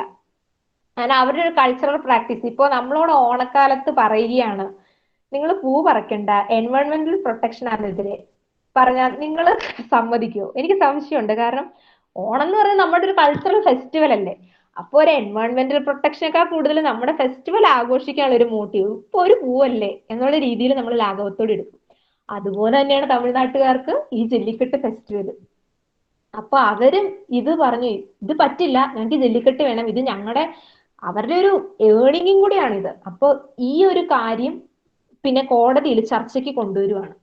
അപ്പൊ ഈ ഒരു കാര്യം കോടതിയിൽ ചർച്ചയ്ക്ക് കൊണ്ടുവന്നപ്പോ ഈ particular 1960 prevention of cruelty to animals അവിടെ ചർച്ച ചെയ്യുകയാണ് കോടതി. മെയിൻ ആയിട്ട് സെക്ഷൻ 3, 11, 21 ഒക്കെയാണ് ഇരിക്കുന്നത്. അതിൽ സെക്ഷൻ 11 ആണ് ട്രീറ്റിംഗ് ആനിമൽസ് ക്രൂവലി. അതെന്തൊക്കെയാണ് ഡിഫൈൻ ചെയ്യുന്നത്. Particular PC act 1960 section 11 defines what is cruelty, how we can define treating an animals cruelty. അത് പറയുന്നുണ്ട് beating, kicking, over riding, over drives, overload, torture, otherwise treat animal subject to any unnecessary pain. ആ ഒരു കാര്യങ്ങളൊക്കെ ഈ cruelty ആണ് എന്ന് കോടതി ഈ കേസിൽ കാണുകയും ഈ പിന്നെ ലേറ്റർ സെക്ഷൻ 22 വെച്ച് ഈ എക്സിബിഷൻ ഓഫ് പെർഫോമിംഗ് ആനിമൽസിന്റെ അടിയിൽ ഈ ജല്ലിക്കെട്ടിനെ ഉൾപ്പെടുത്തുകയും അങ്ങനെ finally animal welfare board of ഇന്ത്യയുടെ കേസ് വഴി ഈ ജല്ലിക്കെട്ടിനെ ബാൻ ചെയ്യുകയും ചെയ്യുകയാണ്. ഇത് solely on the base of an ecocentric approach. Because ഹ്യൂമൻസിന് വളരെയധികം ലാഭമുള്ള സംഭവമാണ് ജല്ലിക്കെട്ട്. അവിടെ ആനിമൽസിന്റെ കാര്യം അവർ കൺസിഡർ ചെയ്തില്ല, കാരണം കൾച്ചറൽ പ്രാക്ടീസ് ആണ്. നിങ്ങൾക്ക് ഞാൻ ഓണത്തിന്റെ കാര്യം പറഞ്ഞാൽ മനസ്സിലായി കാണും. ഈ പൂ പറിക്കണ സത്യം പറഞ്ഞാൽ നമ്മൾ അതൊരു എൻവയോൺമെന്റൽ എക്സ്പ്ലോയിറ്റേഷൻ അല്ലേ, കാരണം നമുക്ക് വേറെ കാണാനൊരു ഭംഗിക്കാണ് നമ്മൾ പൂക്കളെ ഇടുന്നത്. പക്ഷെ അവിടെ ഒരു എൻവയോൺമെന്റൽ ഡിസ്ട്രക്ഷൻ ഇല്ല. അതുപോലെ തന്നെ ഒരു ക്രൂവൽ നേച്ചർ ആണ് ഈ തമിഴ്നാട്ടില് animals exploitation or animals cruelty അല്ലെങ്കിൽ ജല്ലിക്കെട്ട് മൂലം നടക്കുന്നത്. അപ്പൊ കോടതി അത് ബാൻ ചെയ്യുകയാണ്. What you are doing in jallikattu is a cruelty to animals, so we are banning this particular jallikattu. അങ്ങനെ കോടതി ജല്ലിക്കെട്ട് ബാൻ ചെയ്യുകയാണ്. ഓൾറെഡി സെൻട്രൽ ഗവൺമെന്റിന് നോട്ടിഫിക്കേഷൻ ഉണ്ടായിരുന്നു 2011 വെച്ച് ജല്ലിക്കെട്ട് ബാൻ ചെയ്യണമെന്നല്ല, ബുൾസിനെ പെർഫോമിംഗ് ആനിമൽസ് ആയിട്ട് യൂസ് ചെയ്യരുതെന്ന് പറഞ്ഞുകൊണ്ട്. അപ്പൊ അത് ഈ ജല്ലിക്കെട്ട് കേസ് ഒരു ലാൻഡ്മാർക്ക് കേസ് ആണ്. അത് 2014 ഒരു ഡിസിഷൻ ആണ്. പിന്നെ ഒരു ഇമ്പോർട്ടന്റ് കേസ് എന്ന് പറയുന്നത് നവീൻ രഹീജ വേഴ്സസ് യൂണിയൻ ഓഫ് ഇന്ത്യയുടെ 2001 ഡിസിഷൻ ആണ്. ഇതൊരു സുപ്രീം കോടതി കേസ് ആണ്. ഇതിലൊരു ചെയ്തെന്ന് പറഞ്ഞാൽ ജീവനോടെ ഒരു ടൈഗറിന്റെ തൊലി ഉരിക്കുകയാണ്, സ്കിന്നിങ് പ്രോസസ് ചെയ്യാണ്. അത് കോടതി പോലും വളരെ ഞെട്ടലോടെ കണ്ടൊരു കാര്യമാണ്. അതായത് ജീവനോടെ തന്നെ ഒരു വോയിസ്ലെസ് ടൈഗറിനായാലും ഇപ്പോ ടൈഗർ കൂട്ടി കിടക്കുമ്പോ നമുക്കറിയാം മനുഷ്യരുടെ പവർ അവിടെ എടുക്കുള്ളൂ നമ്മൾ. അപ്പൊ സൂവിലുള്ള ഒരു ടൈഗറിനെ ലൈവായിട്ട് ജീവനോടെ അതിന്റെ സ്കിന്ന് പൊളിക്കുകയാണ്. അപ്പൊ അതൊരു ക്രൂവൽറ്റി ആണ് കോടതി കാണുകയും ഈ സൂ അതോറിറ്റിക്കെതിരെ കേസ് എടുക്കുകയും ഈ ടൈഗറിന്റെ ഇതേപോലത്തെ സൂവിലുള്ള, നമുക്കറിയാം സൂവിന്റെ പർപ്പസിനെ എസ്റ്റാബ്ലിഷ് ചെയ്ത കാരണം പ്രൊട്ടക്ഷൻ ഓഫ് ദിസ് റിസോഴ്സസ്, ഈ ഹാബിറ്റാറ്റിൽ നിന്ന് ഇവർക്ക് ജീവിക്കാനും പിന്നെ പെർട്ടിക്കുലർ സ്പെസിമെനും അക്കാഡമിക് പേർപ്പസിനും വേണ്ടി സൂവിൽ കൊണ്ടുപോയി ഇവരെ പ്രൊട്ടക്ട് ചെയ്യാണ്. അപ്പൊ ആ ഒരു രീതിയിൽ ഇതേപോലത്തെ ഒരു ആക്ടിവിറ്റി, അതും ഒരു മനുഷ്യത്വപരം എന്ന് പറഞ്ഞാൽ ലൈവായിട്ട് സ്കിന്നിങ് എന്ന് പറഞ്ഞാൽ it's A very cruel nature. അങ്ങനെ കോടതി കാണുകയും ഈ സൂവിന് അതോറിറ്റിക്കെതിരെ ആക്ഷൻ എടുക്കുകയും ചെയ്യുന്ന കേസാണ് ഈ 2001 വന്നിരിക്കുന്ന നവീൻ രഹീജയുടെ കേസ്. നെക്സ്റ്റ് ഒരു കേസ് എന്ന് പറഞ്ഞാൽ people for ethical treatment of animals versus union of India 2004. ഇത് നിങ്ങൾ എനിക്ക് തോന്നുന്നു പഠിക്കുന്നേ പെർഫോമിംഗ് ആനിമൽസിന്റെ കേസാണ്. അത് നമുക്കറിയാം. ഇപ്പൊ ഈ ഇത് താജ്മഹൽ എന്ന് പറഞ്ഞ പെർട്ടിക്കുലർ ഫിലിമില് ഈ ആനിമൽസിനെ ഷൂട്ട് ചെയ്യുമ്പോൾ ചെയ്യേണ്ട മെഷർ ഇതേപോലത്തെ ഗൈഡ് ലൈൻസ് ഫോളോ ചെയ്യുന്ന കാര്യം പറഞ്ഞൊരു കേസാണ്. അതായത് ഇപ്പൊ നമ്മളൊരു സിനിമ കാണുമ്പോൾ അറിയും പെർട്ടിക്കുലർ ടൈഗറിനെയോ ഡോഗിനെയോ ഒക്കെ കാണിക്കുമ്പോഴത്തേക്കും ഈ മൃഗം, അതായത് പുകവലി ആരോഗ്യത്തിന് ഹാനികരം, മദ്യപാന ആരോഗ്യത്തിന് ഹാനികരം എന്ന് എഴുതി കാണിക്കുന്ന പോലെ തന്നെ സിനിമയുടെ അടിയിൽ എഴുതി കാണിക്കും no animals is treated cruelly in this film. അങ്ങനെ ഒരു ഗൈഡ് ലൈൻ എഴുതി കാണിക്കും. ആ ഒരു ഗൈഡ് ലൈൻ ഒക്കെ എഫക്ട് ചെയ്ത, ആ ഒരു ഗൈഡ് ലൈൻ ഒക്കെ കൊണ്ടുവരാൻ വേണ്ടി സഹായിച്ച ഒരു കേസാണിത്, people for ethical treatment of animals versus union of India. ഈ ഒരു കേസിൽ ഈ ഫിലിമിന് ഇങ്ങനെ ഡയറക്ഷൻ കൊടുക്കുകയും ആനിമൽസിനെ ക്രൂവൽറ്റി ഒന്ന് ചേരുന്ന് പറയുകയും ഈ ഫിലിമില് അവരുടെ ഓർഗനൈസ് ചെയ്ത ആൾക്കാർ ഈ ആനിമൽസിനെ വളരെ സേഫ് ആയിട്ട് ഹാൻഡിൽ ചെയ്യുകയും അതേപോലെ കേജസിലായിട്ട് ഇടുകയും പ്രോപ്പർ ഫുഡും ന്യൂട്രീഷൻസും ഇവിടെ കൊടുക്കുകയും അങ്ങനെ ഇവർക്ക് സെൻസർഷിപ്പ് ഒക്കെ ഗ്രാൻഡ് ചെയ്ത് കിട്ടിയ ഒരു പർട്ടിക്കുലർ കേസാണിത്. ഇതൊക്കെ ഒരു പോസിറ്റീവ് മോട്ടീവാണ് ഒരു ആനിമലിന്റെ ഇഷ്യൂ അഡ്രസ് ചെയ്യുന്നതിൽ. പിന്നെ നമുക്ക് നോക്കാൻ പറ്റിയൊരു സാധനം എന്ന് പറയുന്നത് ഇത് വളരെ രസകരമായിട്ടുള്ള ഒരു കേസ്. ഇനി ഇത്രയേ ഉള്ളൂ ഞാൻ പ്രിവെൻഷൻ ഓഫ് ക്രൂവൽറ്റി ടു ആനിമൽസിന്റെ ഒരു പെർട്ടിക്കുലർ കേസ് ലോസ്, ഇന്ത്യയിലെ മെയിൻ കേസ് ലോസ് നമ്മൾ ഡിസ്കസ് ചെയ്തു. ലൈക്ക് റീബ്രൂൺ ഓഫ് ആനിമലിനെ, അത് വോയിസ്ലെസ്, അങ്ങനെയാണല്ലോ നമ്മൾ പറയുന്നത്, വോയിസ്ലെസ് ആയിട്ടുള്ള ഒരു ആനിമലിനെ നമ്മൾ ക്രൂവൽ ആയിട്ട് ട്രീറ്റ് ചെയ്യരുത്. They have to be protected or they have to be kept away from unnecessary pains or sufferings എന്ന് പറഞ്ഞ് ഒരു പെർട്ടിക്കുലർ മോട്ടീവോട് കൂടി കൊണ്ടുവന്ന ആക്ട് ആണ് prevention of cruelty to animals. ഇനി നമുക്കൊരു കാര്യം നോക്കാം. നമുക്കറിയാം നമുക്കൊരു കൺസ്യൂമർ പ്രൊട്ടക്ഷൻ ആക്ട് ഉണ്ട്. നിങ്ങൾക്ക് ഫ്ലിപ്കാർട്ടുകാർ ഒരു ഡാമേജ്ഡ് ആയിട്ടുള്ള ഒരു ഫോൺ തന്ന, അല്ലെങ്കിൽ ആ ഫോൺ നിങ്ങൾ ഉപയോഗിച്ചുകൊണ്ടിരിക്കുമ്പോൾ പെർട്ടിക്കുലർ കമ്പനിയുടെ ഒരു ഫോൺ കേടായിപ്പോയി, നിങ്ങൾക്ക് വാറണ്ടി ഉള്ള ഫോണാണ്, പക്ഷെ അവരത് മാറ്റി തരുന്നില്ല.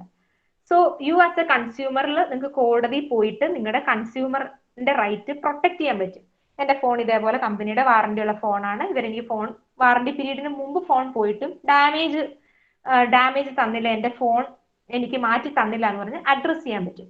അപ്പൊ അങ്ങനെ ഒരു മൃഗത്തിന് ഒരു റൈറ്റ് ഉണ്ടോ? ഈ മൃഗത്തിന് ആ ഒരു ഇഷ്യൂ ഒക്കെ അങ്ങനെ അഡ്രസ് ചെയ്യാൻ പറ്റുമോ? അങ്ങനെ വളരെ രസകരമായിട്ടുള്ള ഒരു കേസ് ഉണ്ട് 2019 Shri Ajay Madhusudan Marthe versus new Savodaya CHS ലിമിറ്റഡിലെ ഒരു കേസാണ്. ഈ കേസിൽ ഇഷ്യൂ എന്ന് പറഞ്ഞാൽ ഇത്രയേ ഉള്ളൂ, ഒരു ലിഫ്റ്റ് ഡോഗിന് യൂസ് ചെയ്യാൻ പറ്റുമോ? അതായത് നമുക്കറിയാം നമ്മുടെ ഫ്ലാറ്റ്സിന്റെ ഒക്കെ ഫ്ലോർസ് അറിയാം, 21 ഫ്ലോർസ്, 12 ഫ്ലോർസ്, 51 ഫ്ലോർസ്, അങ്ങനെ പല സ്റ്റോറീസ് ആയിട്ടുള്ള ഫ്ലാറ്റ്സ് ആണ്. അപ്പൊ ഫ്ലാറ്റ്സിൽ അവര് പറഞ്ഞു ഡോഗ്സിന് ലിഫ്റ്റ് ഒന്നും യൂസ് ചെയ്യാൻ പറ്റില്ല, അവർ ആനിമൽ ആണ്, ഹ്യൂമൻസിന് മാത്രമേ ലിഫ്റ്റ് യൂസ് ചെയ്യാവുള്ളൂ എന്ന് പറഞ്ഞു. അപ്പൊ അവര് ഈ മൃഗങ്ങളെ സ്വാഭാവികമായിട്ട് പെറ്റായിട്ട് വളർത്തുന്നവർക്ക് ആർക്കും മൃഗത്തോട് സ്നേഹം കാണും. അപ്പൊ അവര് പറഞ്ഞു പറ്റില്ല, ഇത് ഞങ്ങളുടെ ആനിമൽ ആണ്, ഞങ്ങൾ അതുകൊണ്ട് ലിഫ്റ്റ് യൂസ് ചെയ്യാൻ ഡോഗിനെയും കൂടെ സമ്മതിക്കണം എന്ന് പറഞ്ഞു. അങ്ങനെ ഇന്ത്യയിൽ വളരെ ചർച്ച ചെയ്യപ്പെട്ട ഒരു കേസാണ്. അതായത് ഒരു മനുഷ്യന് ഒരു പെറ്റ് ആനിമലിനെ വളർത്തിയ ആ ഓണറിന് ആ ലിഫ്റ്റിലുള്ള റൈറ്റ് പോലെ തന്നെ ആ ഓണറുടെ പെറ്റിനും ആ ലിഫ്റ്റ് യൂസ് ചെയ്യാനും റൈറ്റ് ഉണ്ട്. അപ്പൊ അങ്ങനെ ഡോഗ്സിനും അവരുടെ പെറ്റ്സിനും ഒക്കെ ആ ലിഫ്റ്റ് യൂസ് ചെയ്യാം, ആ പെർട്ടിക്കുലർ റെസിഡൻസിയിലുള്ള ലിഫ്റ്റ് യൂസ് ചെയ്യാം. സോ ആസ് എ കൺസ്യൂമർ, ഈ ഓണറുടെ പെറ്റ് ആയതുകൊണ്ട് ഈ പെർട്ടിക്കുലർ ആനിമൽസിനെയും ഈ ലിഫ്റ്റ് യൂസ് ചെയ്യാനുള്ള പ്രൊവിഷൻ കോടതി കൊടുക്കുകയാണ് ഈ 2009 ജഡ്ജ്മെന്റ് വെച്ച്. അപ്പൊ അങ്ങനെ കോടതിയുടെ വളരെ പോസിറ്റീവ് ആയിട്ടുള്ള ഒരു ആനിമൽസിന്റെ ഒരു ഇഷ്യൂ അഡ്രസ് ചെയ്ത ഒരു കേസാണ് ഈ Shri Ajay Madhusudan Marthe versus new Sarvodaya CHS limited 2019 case. ഇന്ന് ഞാൻ നിങ്ങളോട് ഡിസ്കസ് ചെയ്യാൻ പോകുന്ന ബയോളജിക്കൽ ഡൈവേഴ്സിറ്റി ആക്ട് 2002 അതിന്റെ റിലേറ്റഡ് കേസ് ലോസും കോൺസ്റ്റിറ്റ്യൂഷനിലുള്ള കൊണ്ടുവന്നിരിക്കുന്ന ബിൽസും ആണ്. സോ എന്താണ് ഈ ബയോളജിക്കൽ ഡൈവേഴ്സിറ്റി ആക്ട് 2002? ഇതിന് നമുക്കറിയാം, ഒരു ആക്ട് കൊണ്ടുവന്നിരിക്കുമ്പോൾ ഇപ്പൊ prevention of cruelty to animals act കൊണ്ടുവരുന്ന ഒരു മോട്ടീവ് ഉണ്ട്, ക്രൂവൽറ്റിനെ തടയുക. അതുപോലെ തന്നെ ഈ ബയോളജിക്കൽ ഡൈവേഴ്സിറ്റി ആക്ട് 2002 ഒരു മോട്ടീവ് ഉണ്ട്. മെയിൻ ആയിട്ടുള്ള 3 കാര്യങ്ങൾ എന്ന് പറഞ്ഞാൽ conservation of biological resources, managing it sustainable use and enabling fair and equitable sharing of benefits. First നമുക്ക് അറിയാവുന്ന ഒരു കാര്യമാണ് കൺസർവേഷൻ ഓഫ് ബയോളജിക്കൽ റിസോഴ്സസ്, അതായത് ഒരു പ്രൊട്ടക്ഷൻ, കൺസർവേഷൻ, നമ്മുടെ റിസോഴ്സ് പ്രൊട്ടക്ട് ചെയ്യണമെന്ന് പറയുന്നു. രണ്ടാമത്തെ കാര്യങ്ങൾ എന്ന് പറഞ്ഞാൽ സസ്റ്റൈനബിൾ യൂസ് ആണ്, എക്സ്പ്ലോയിറ്റ് ചെയ്യരുത്, അതായത് നമ്മൾ സസ്റ്റൈനബിളി ആണ് യൂസ് ചെയ്യാവുന്നത്. That is the resources has to be used in such a way to for the needs of the present generation as well as for the needs of the future generation. അതുകൊണ്ട് ഒരു sustainably ആണ് ഈ animal resources use ചെയ്യാവുള്ളൂ. Third ആണ് വളരെ ചർച്ച ചെയ്യപ്പെട്ട ഒരു കാര്യം, കാരണം ഇന്ത്യയിൽ ഇതിനു മുമ്പ് ഇങ്ങനെ ഒരു ഇഷ്യൂ അഡ്രസ് ചെയ്തിട്ടില്ല, enabling fair and equitable sharing of benefits. എന്താണ് ഈ കാര്യം എന്ന് നിങ്ങൾ ചിന്തിച്ചിട്ടുണ്ടോ? ഇത് നമ്മൾ IPR എന്ന് പറഞ്ഞ പേറ്റന്റ് റൈറ്റ്സ് നമ്മൾ സുവോളജിയിൽ പഠിക്കുന്നതാണ്. പേറ്റന്റ് റൈറ്റ് കാരണം ഇന്ത്യയിലെ കുറെ റിസോഴ്സസ് നമുക്ക് പേറ്റന്റ്സ് ഇല്ല, കാരണം നമ്മൾ ഇതിനെപ്പറ്റി ബോധേഡല്ലായിരുന്നു. അങ്ങനെ പേറ്റന്റ് റൈറ്റ്സ് ഒക്കെ ഒന്ന് അഡ്രസ് ചെയ്യാൻ, അല്ലെങ്കിൽ ഓക്കെ പേറ്റന്റ് റൈറ്റ് എന്ന് പറഞ്ഞാൽ വലിയൊരു ടീമിലേക്ക് പോകാതെ നമ്മുടെ ട്രഡീഷണൽ നോളജിനെ പ്രൊട്ടക്ട് ചെയ്യാനുള്ളൊക്കെ ഒരു ആക്ട് ആണ് ഇതേപോലത്തെ ബയോളജിക്കൽ ഡൈവേഴ്സിറ്റി ആക്ടിന്റെ എയിം എന്ന് പറഞ്ഞാൽ. ഈ ഒരു ആക്ട് 3 കാര്യങ്ങളാണ് കൊണ്ടുവന്നത്. അതായത് പ്രയർ ആയിട്ടുള്ള ഒരു ഇൻഫോംഡ് കൺസെന്റ് വേണമെന്നും, ടെക്നോളജി ട്രാൻസ്ഫർ നടത്തുമ്പോഴുള്ള കാര്യങ്ങളും, ബെനിഫിറ്റ് ഷെയറിങ്ങിന് വേണ്ടിയുള്ള കാര്യങ്ങളും. ഇതിൽ പ്രയർ കൺസെന്റിനെ പറ്റി പറയുകയാണെങ്കിൽ ചെയ്യുന്ന എന്താന്ന് വെച്ചാൽ, ഒരു കമ്മ്യൂണിറ്റിയുടെ പെർട്ടിക്കുലർ റിസോഴ്സിന്, അതായത് ഇപ്പൊ ട്രഡീഷണൽ നോളജ്, ഇപ്പൊ തുളസിനെ പറ്റിയുള്ള യൂസുകൾ, അതിന്റെ മെഡിസിനൽ വാല്യൂ, അല്ലെങ്കിൽ നീമിന്റെ മെഡിസിനൽ വാല്യൂ, അതൊക്കെ ഒരു ട്രഡീഷണൽ നോളജ് ആണ്. അപ്പൊ അതൊക്കെ നമുക്ക് യൂസ് ചെയ്യാൻ, അതൊക്കെ വേറെ ഒരാൾ വന്ന് യൂസ് ചെയ്യണമെങ്കിൽ ഈ പെർട്ടിക്കുലർ ട്രഡീഷണൽ നോളജ് ഉള്ളവർ ഒരു പ്രയർ കൺസെന്റ് വേണമെന്ന് പറയുന്ന ഒരു പ്രൊവിഷനാണ് prior informed consent in biodiversity act 2002. Next ഒരു കാര്യം എന്ന് പറഞ്ഞാൽ ടെക്നോളജി ട്രാൻസ്ഫർ ആണ്, സെക്ഷൻ 5 കാര്യമാണ്. അത് പറയുന്നതെന്ന് പറഞ്ഞാൽ ഒരു ടെക്നോളജി, അതായത് അമേരിക്കയിലുള്ള ഒരാൾ നമ്മുടെ ഈ ട്രഡീഷണൽ നോളജ് യൂസ് ചെയ്യാൻ അയാൾക്ക് നമ്മുടെ ഒരു കൺസെന്റ് വേണം. ആ ഒരു കാര്യം അങ്ങനെ എക്കണോമിക് ഡെവലപ്മെന്റ് കൊണ്ടുവരും. അതുകൊണ്ട് ഒരു ടെക്നോളജി ട്രാൻസ്ഫർ നടത്തുമ്പോൾ നമ്മുടെ ഒരു കൺസെന്റ് വേണം എന്നുള്ളൊരു, അതായത് നമ്മുടെ ട്രഡീഷണൽ നോളജ്, ഇപ്പൊ മഞ്ഞളിന്റെ മെഡിസിനൽ വാല്യൂസ് അല്ലെങ്കിൽ അതിന്റെ കോസ്മെറ്റിക്കൽ വാല്യൂസ്, ഈ വാല്യൂസ് ഒക്കെ നമ്മൾ ട്രാൻസ്ഫർ ചെയ്യണമെങ്കിൽ നമ്മുടെയും കൂടെ ഒരു കൺസെന്റ് വേണം എന്ന് പറയുന്ന ഒരു പ്രിൻസിപ്പിളും ബയോളജിക്കൽ ഡൈവേഴ്സിറ്റി ആക്ട് കൊണ്ടുവന്നിട്ടുണ്ട്. മൂന്നാമത്തെ വളരെ ഇമ്പോർട്ടന്റ് ആയിട്ടുള്ള കാര്യമാണ് benefit sharing. So if you are giving a traditional knowledge to a company or any other research product outside our country, its benefit have to be also shared between us. അതായത് നിങ്ങളുടെ ഒരു traditional knowledge വെച്ച്, ഇപ്പൊ താളി തന്നെ shampoo ആയിട്ട് use ചെയ്യാന്നുള്ള ഒരു traditional നോളജാണ് നമുക്കറിയാം. താളി, ചെമ്പരത്തി ഇലയിൽ നിന്നുണ്ടാവുന്ന താളി നമ്മുടെ ഒരു ട്രഡീഷണൽ നോളജാണ്. അതൊരു കമ്പനി, അമേരിക്കൻ കമ്പനി അത് ഏറ്റെടുക്കി ഇവിടെ വന്ന് ഹിബിസ്കസ് ഒക്കെ വളർത്തുകയും ഇനി അവരുടെ നാട്ടിൽ വളർത്തുകയും അവരെ ഹിബിസ്കസ് വളർത്തി അതൊരു ഷാമ്പു ആക്കുകയും ചെയ്ത അതിന്റെ ബെനിഫിറ്റ് നമുക്ക് തന്നെ, അതിന്റെ ബെനിഫിറ്റിന്റെ ഒരു ഷെയർ നമുക്ക് തന്നെ എന്ന് പറയുന്ന ഒരു പ്രൊവിഷനാണ് ഈ പെർട്ടിക്കുലർ കേസിൽ വരുന്നത്. സോ ഈ പെർട്ടിക്കുലർ ബയോളജിക്കൽ ഡൈവേഴ്സിറ്റി ആക്ട് പറയുന്നതെന്ന് പറഞ്ഞാൽ ഈ കൺസർവേഷൻ ഓഫ് ബയോളജിക്കൽ ഡൈവേഴ്സിറ്റി, ഈ പ്രിസർവേഷനിലെ ബെനിഫിറ്റ് ഷെയറിങ്ങിനെ പറ്റി കാര്യങ്ങളാണ്. ഇതിൽ വളരെ ഇമ്പോർട്ടന്റ് ആയ 2 കേസ് ലോസ് നടന്നിട്ടുള്ളൂ. ഇതിൽ ആദ്യത്തെ കേസ് ലോ നിങ്ങൾക്ക് എല്ലാവർക്കും അറിയാം. Conservation of biological diversity act 2002 കൊണ്ടുവന്നിരിക്കുന്നത് തന്നെ നമ്മുടെ ബയോളജിക്കൽ ഡൈവേഴ്സിറ്റിനെ, കാരണം നമുക്കറിയാം നമുക്ക് immensely rich diverse biological species ഉണ്ട്. അപ്പൊ ഈ സൈലന്റ് വാലിയുടെ case versus union of India 1979 silent വാലിയുടെ കേസ് ഉണ്ട്. നമുക്കറിയാതെ എന്തിനാണ്, ഒരു ഹൈഡ്രോ ഇലക്ട്രിക് പ്രൊജക്ട് ആയിരുന്നു അത്, ഇലക്ട്രിസിറ്റി ബോർഡിന്റെ. അപ്പൊ ആ ഒരു കേസിന്റെ കാര്യം പറയുകയാണെങ്കിൽ സത്യം പറഞ്ഞാൽ അതൊരു നമുക്കൊരു ഇതിൽ പഠിക്കുന്നതാണ്. പെർട്ടിക്കുലർ സൈലന്റ് വാലിയിലുള്ള ഒരു എൻഡമിക് സ്പീഷീസ് ആണ് ഈ particular line tailed monkey. So അതിനെ പ്രൊട്ടക്ട് ചെയ്യണം, പല പല റിസോഴ്സ് ഉണ്ട്. അങ്ങനെ കോടതി ഇങ്ങനെ ഒരു കേസ് വന്നിട്ട് പോലും ഈ പീപ്പിളിന്റെ പ്രൊട്ടസ്റ്റ് കാരണം ഗവൺമെന്റ് ഈ പർട്ടിക്കുലർ സൈലന്റ് വാലിയിലെ പ്രോജക്റ്റ് ഡ്രോപ്പ് ചെയ്യുകയാണ്. അതാണ് ഒരു CBD, conservation of biodiversity act 2002 ഒരു ലാൻഡ്മാർക്ക് കേസ് എന്ന് പറഞ്ഞാൽ ഈ സൈലന്റ് വാലിയിലെ കേസാണ്. പിന്നെ രണ്ടാമത്തെ കേസ് എന്ന് പറഞ്ഞാൽ നമ്മുടെ ദിവ്യ ഫാർമസി വേഴ്സസ് യൂണിയൻ ഓഫ് ഇന്ത്യയുടെ കേസാണ്. നമുക്കറിയാം ദിവ്യ ഫാർമസിയിലെ കേസിൽ എന്ന് പറഞ്ഞാൽ ഗവൺമെന്റ് ദിവ്യ ഫാർമസിയോട് ചോദിക്കുകയാണ്, കാരണം അവർ ഫാർമസിക്കിലെ പ്രൊഡക്ട്സ് ആയിട്ട് ഉപയോഗിച്ചത് പല പല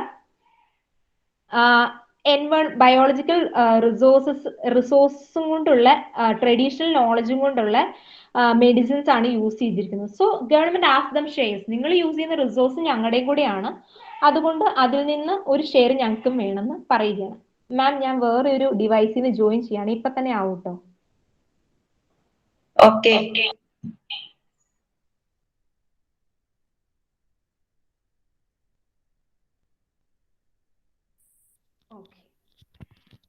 ഓക്കെ, അങ്ങനെ ഈ ദിവ്യ ഫാർമസിയുടെ കേസിൽ കോടതിയും പറയുകയാണ്, നിങ്ങൾ യൂസ് ചെയ്യുന്ന ഈ ബയോളജിക്കൽ റിസോഴ്സ് ആസ് എ പീപ്പിളിന് എല്ലാവർക്കും ഉള്ളതാണ്. സോ ഈ ഫാർമസിക്ക് കിട്ടുന്ന ബെനിഫിറ്റിന്റെ ഒരു ഷെയർ ഗവൺമെന്റിന് കൊടുക്കണം എന്ന് പറയുകയാണ്. സോ ഈ CBD ആക്ട് പോലെ തന്നെ കോടതി അത് ഇംപ്ലിമെന്റ് ചെയ്യാണ് കേസിൽ. അതായത് benefit from your using of biological resources has to be also given to people at large. അങ്ങനെ ഒരു കേസാണ് ദിവ്യ ഫാർമസിയുടെ കേസ്. സോ ഇനിയിപ്പോ ഇത്രയും നേരത്തെ നമ്മുടെ പ്രസന്റേഷന്റെ ഒരു കൺക്ലൂഡ് ചെയ്യാൻ പോവുകയാണ് ഞാൻ. നമ്മളിപ്പോ prevention of cruelty to animals നോക്കി, ക്രൂവൽറ്റി കുറയ്ക്കണ ആനിമൽസിന്, CBD നോക്കി, ബയോളജിക്കൽ ഡൈവേഴ്സിറ്റി പ്രൊട്ടക്ട് ചെയ്യണമെന്ന് പറഞ്ഞു. ഇതെല്ലാം ചെന്ന് അവസാനം ഒരു ലോയിൽ ചെന്ന് നിൽക്കുന്നത് ഈ ആർട്ടിക്കിൾ 21 ആണ്. അതായത് ഇപ്പോ പെർട്ടിക്കുലർ ഈ 2 ആക്ടുകൾ ഉള്ളത് കൊണ്ടാണ് ഈ റിസോഴ്സിനെ പ്രൊട്ടക്ട് ചെയ്യുന്നത്. പക്ഷെ നമുക്കിത് എങ്ങനെയാണ് നമ്മുടെ ഒരു കോൺസ്റ്റിറ്റ്യൂഷൻ, നമ്മുടെ ഒരു മൗലിക അവകാശമായിട്ട് ഇതിനെ കാണുന്ന ആർട്ടിക്കിൾ ആണ് ആർട്ടിക്കിൾ 21 ഇൻ ദ കോൺസ്റ്റിറ്റ്യൂഷൻ. അതിലെന്താണ് കോടതി പല രീതിയിൽ പറയുകയാണ്, ഈ റൈറ്റ് ടു ലൈഫില് ഈ ലൈഫ് എന്ന് പറഞ്ഞ സാധനം മെറ്റീരിയൽ കൊണ്ട് മാത്രമല്ല, നിങ്ങൾക്ക് എയർ വേണം, വാട്ടർ വേണം. ഈ ആനിമൽസ്, പെർട്ടിക്കുലർ ആനിമൽ ഈ ഫുഡ് ചെയിനിൽ നിൽക്കുന്നുണ്ട്. സോ അതും നിങ്ങളുടെ ലൈഫിനെ എനേബിൾ ചെയ്യുന്ന ഒരു പാർട്ടാണ്. Particular forest, they are giving you rain, they are giving you water resource, they are recharging our water resource. So ഈ എൻവയോൺമെന്റ് ലൈഫുമായിട്ട് വളരെ കണക്ട് ചെയ്യുന്നു എന്ന് പല നമ്മളിപ്പോ കണ്ട എല്ലാ കേസിലും കോടതി അതാണ് പറയുന്നത്. എന്തിനാണ് ഇൻഡസ്ട്രീസിനെ പൊല്യൂട്ട് ചെയ്യരുതെന്ന് പറയുന്നത്? പൊല്യൂട്ട് ചെയ്ത് അത് എൻവയോൺമെന്റിനെ ഹാം ചെയ്യും. ദെയർബൈ ഇറ്റ് ഈസ് ഹാമിങ് our clean air or clean water. ആ ഒരു കൺസെപ്റ്റിലേക്ക് ഇത് പോവുകയാണ്. അപ്പൊ അങ്ങനെ ഫൈനലി ജുഡീഷ്യറി വളരെ സക്സസ്ഫുൾ ആയിട്ട് ഈ ആർട്ടിക്കിൾ 21 വെച്ച് റൈറ്റ് ടു ലൈഫ് എന്നുള്ള ഒരു ആർട്ടിക്കിൾ ഉള്ളെങ്കിലും ജുഡീഷ്യറി അതിനെ എസ്റ്റാബ്ലിഷ് ചെയ്ത് പറയുകയാണ്, you have not only right to life but also a right to environment or a right to healthy environment. അപ്പോൾ ഇന്ത്യയിൽ ആസ് എ സിറ്റിസൺ നമുക്ക് ആർട്ടിക്കിൾ 21 വെച്ച് ജീവിക്കാനുള്ള അവകാശം മാത്രമല്ല, you also have a right to healthy environment. അതാണ് ഈ throughout this year from 1972 Stockholm തൊട്ട് ഇപ്പൊ 2021 തന്നെ നമുക്ക് കാണാൻ പറ്റുന്നത്. ഇപ്പൊ റൈറ്റ് ടു ലൈഫിന് എൻവയോൺമെന്റും എൻവയോൺമെന്റൽ റിസോഴ്സും റിസോഴ്സ് മാനേജ്മെന്റും വേണമെന്ന് നമുക്ക് ഏറ്റവും മനസ്സിലാവുന്ന സിറ്റുവേഷൻ ആണ് ഈ COVID-19 pandemic. What happened? We know that there was a escape of this virus. ചൈനയിലാണ്, അങ്ങനെ പല ഗോസിപ്പുകളുണ്ട്. But still we know that there is an escape of this virus. What happened? നമ്മുടെ ബയോസേഫ്റ്റി, നമ്മൾ ലാബിൽ എടുക്കേണ്ട പ്രിക്കോഷൻ എടുത്തില്ല. സോ ഈ റിസോഴ്സിനെ മാനേജ് ചെയ്യണ്ടേ, അല്ലെങ്കിൽ പ്രൊട്ടക്ട് ചെയ്യണ്ടേ, അല്ലെങ്കിൽ ഈ എൻവയോൺമെന്റിൽ ഈ ഓർഗാനിസത്തിനെ പ്രൊട്ടക്ട് ചെയ്യണ്ടോ, അതിനെ മാനേജ് ചെയ്യേണ്ട ഡ്യൂട്ടി നമുക്കുണ്ട്. സോ ഈ റൈറ്റ് ടു ലൈഫും ഈ മാനേജ്മെന്റ് ഓഫ് ഓർഗാനിസംസും കണക്റ്റഡ് ആണ്. സോ ഇതിനെ മാനേജ് ചെയ്തില്ലെങ്കിൽ finally it will lead to our extension എന്നുള്ള രീതിയിലാണ് നമ്മൾ ഈ COVID-19 പാൻഡമിക് എന്ന് കാണുന്നത്. അപ്പൊ ഈ COVID-19 പാൻഡമിക്കിന്റെ ഇമ്പോർട്ടൻസ് മനസ്സിലാക്കുന്നത് മൂലം നമുക്ക് ഏറ്റവും കൂടുതൽ അണ്ടർസ്റ്റാൻഡ് ചെയ്യാൻ പറ്റുന്നത് the need for protection of environment. If you need to live in this environment, നമ്മൾ എന്തിനാ മാസ്ക് വെക്കുന്നത്? they are saying that air, it can be transferred by air, so air have to be protected. അങ്ങനെ എൻവയോൺമെന്റിൽ എല്ലാത്തിനെയും protect ചെയ്യണം. എയറിനെ protect ചെയ്യണം, water, അങ്ങനെ എല്ലാ എൻവയോൺമെന്റിനെ protect ചെയ്താൽ മാത്രമേ ഹ്യൂമൻസിന് ഒരു എക്സിസ്റ്റൻസ് ഉള്ളൂ. Otherwise we will be extinct. ആ ഒരു കൺസിഡറേഷൻ കോടതി കൊടുത്തുകൊണ്ടാണ് റൈറ്റ് ടു ലൈഫ് ഉള്ളതുപോലെ തന്നെ ആർട്ടിക്കിൾ 21 റൈറ്റ് ടു ലൈഫ് ഉണ്ടോ എങ്കിൽ you also have a right to healthy environment. ആ ഒരു കൺക്ലൂഷനിലാണ് ഇപ്പൊ ഈ 2021 കോടതി നിൽക്കുന്നത്. So that's all about our today's class. It's regarding environmental protection under Indian Constitution. And when we see these three provisions, especially Article 21, it says about our right to life and personal liberty. The judiciary is very successfully in establishing what is right to life and its connection with the right to healthy environment. Also, it says Article 41A says about the state's duty to protect environment, and Article 51 A clause G particularly says about we as a citizen have a duty to protect environment. So അതൊക്കെയാണ് കോൺസ്റ്റിറ്റ്യൂഷനിലുള്ള main provisions. ഇതൊക്കെ എന്ന് പറഞ്ഞാൽ ഒരു outline മാത്രമാണ്.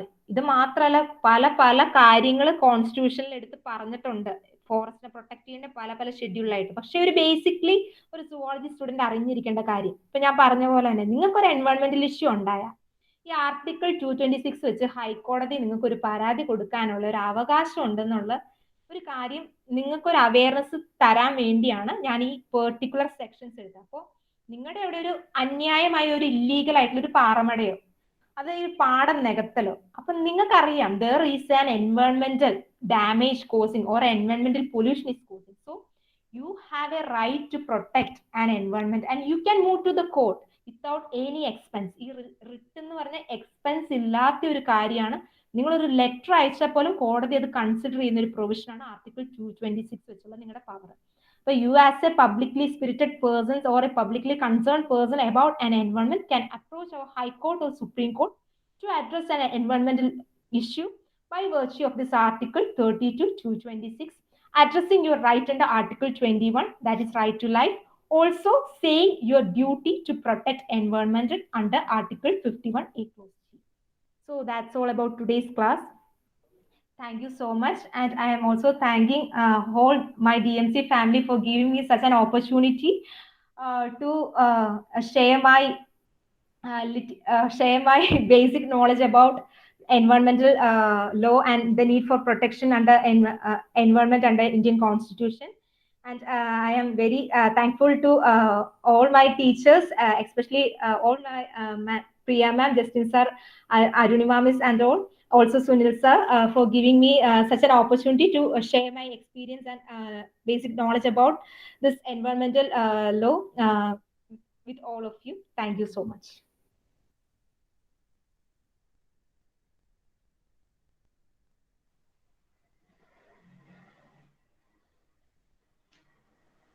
ആർക്കെങ്കിലും എന്തെങ്കിലുമൊക്കെ കാര്യങ്ങൾ discuss ചെയ്യാനുണ്ടെങ്കിൽ ഇപ്പൊ ചോദിക്കാവുന്നതാണ്.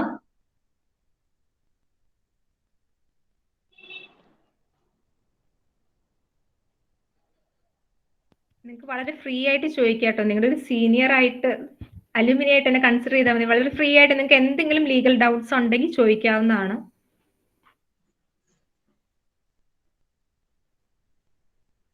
വളരെ ഡീറ്റെയിൽഡ് ആയിട്ട് തന്നെ ഈ ടോപ്പിക്കുകളെല്ലാം എടുത്തു, നന്നായിട്ട് തന്നെ എടുത്തു. നമ്മളുടെ കുട്ടികൾ വളരെ വളരെ ഉന്നതിയിലേക്ക് പോകുന്നത് നമുക്കും വളരെ സന്തോഷമുള്ളതാണ്. നിങ്ങളുടെ കാര്യത്തിൽ നിന്ന് ഇങ്ങനെയുള്ള കാര്യങ്ങളൊക്കെ കേൾക്കുന്നതും ഒക്കെ വളരെ സന്തോഷകരമായ കാര്യമാണ്. Congrats Anjali. Thank you ma'am, thank you so much. അവിടെയാണ് എന്റെ ഫൗണ്ടേഷൻ. കാരണം മാം ഇപ്പോ ക്ലാസ് സ്റ്റാർട്ട് ചെയ്തപ്പോ പറഞ്ഞു സുവോളജിന്ന് എങ്ങനെയാണ് ലോയിലേക്ക് പോയതെന്ന്.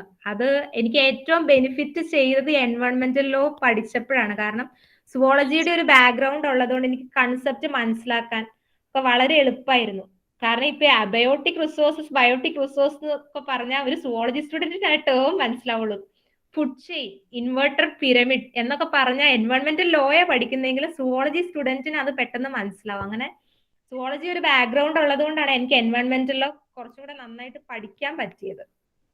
അതിന് എന്റെ എല്ലാ മിസ്സുമാരോടും ഞാൻ വളരെ താങ്ക്ഫുൾ ആണ്. ഇങ്ങനൊരു ഓപ്പർച്യൂണിറ്റി തന്നതിലും വളരെ താങ്ക്ഫുൾ ആണ്. ഓക്കെ, പ്രത്യേകിച്ച് നിങ്ങൾക്കൊന്നും പറയാനില്ലേ, ചോദിക്കാനില്ല എങ്കിൽ നമുക്ക് വോട്ട് ഓഫ് താങ്ക്സ് പറയാം, അതിലോട്ട് കിടക്കാം. അതായത് എനിക്ക് തന്നെ ഇവര് ചിലർക്കൊക്കെ ഇനി അടുത്ത ഒരു വെബിനാറുകൾ, ചില ട്രെയിനിങ് പ്രോഗ്രാമിലൊക്കെ പങ്കെടുക്കാനുള്ളവരുണ്ട്. അപ്പൊ അങ്ങനെയൊക്കെ ഉള്ളവർക്ക് അടുത്തതിലോട്ട് കിടക്കേണ്ടി വരുമായിരിക്കും. അപ്പൊ നമുക്ക് അങ്ങനെയാണെങ്കിൽ വോട്ട് ഓഫ് താങ്ക്സിലോട്ട് കിടക്കാം. വോട്ട് ഓഫ് താങ്ക്സിനായി നമ്മുടെ ഡിപ്പാർട്ട്മെന്റ് സെക്രട്ടറി അലൻ എം ജോർജിനെ ക്ഷണിക്കുന്നു.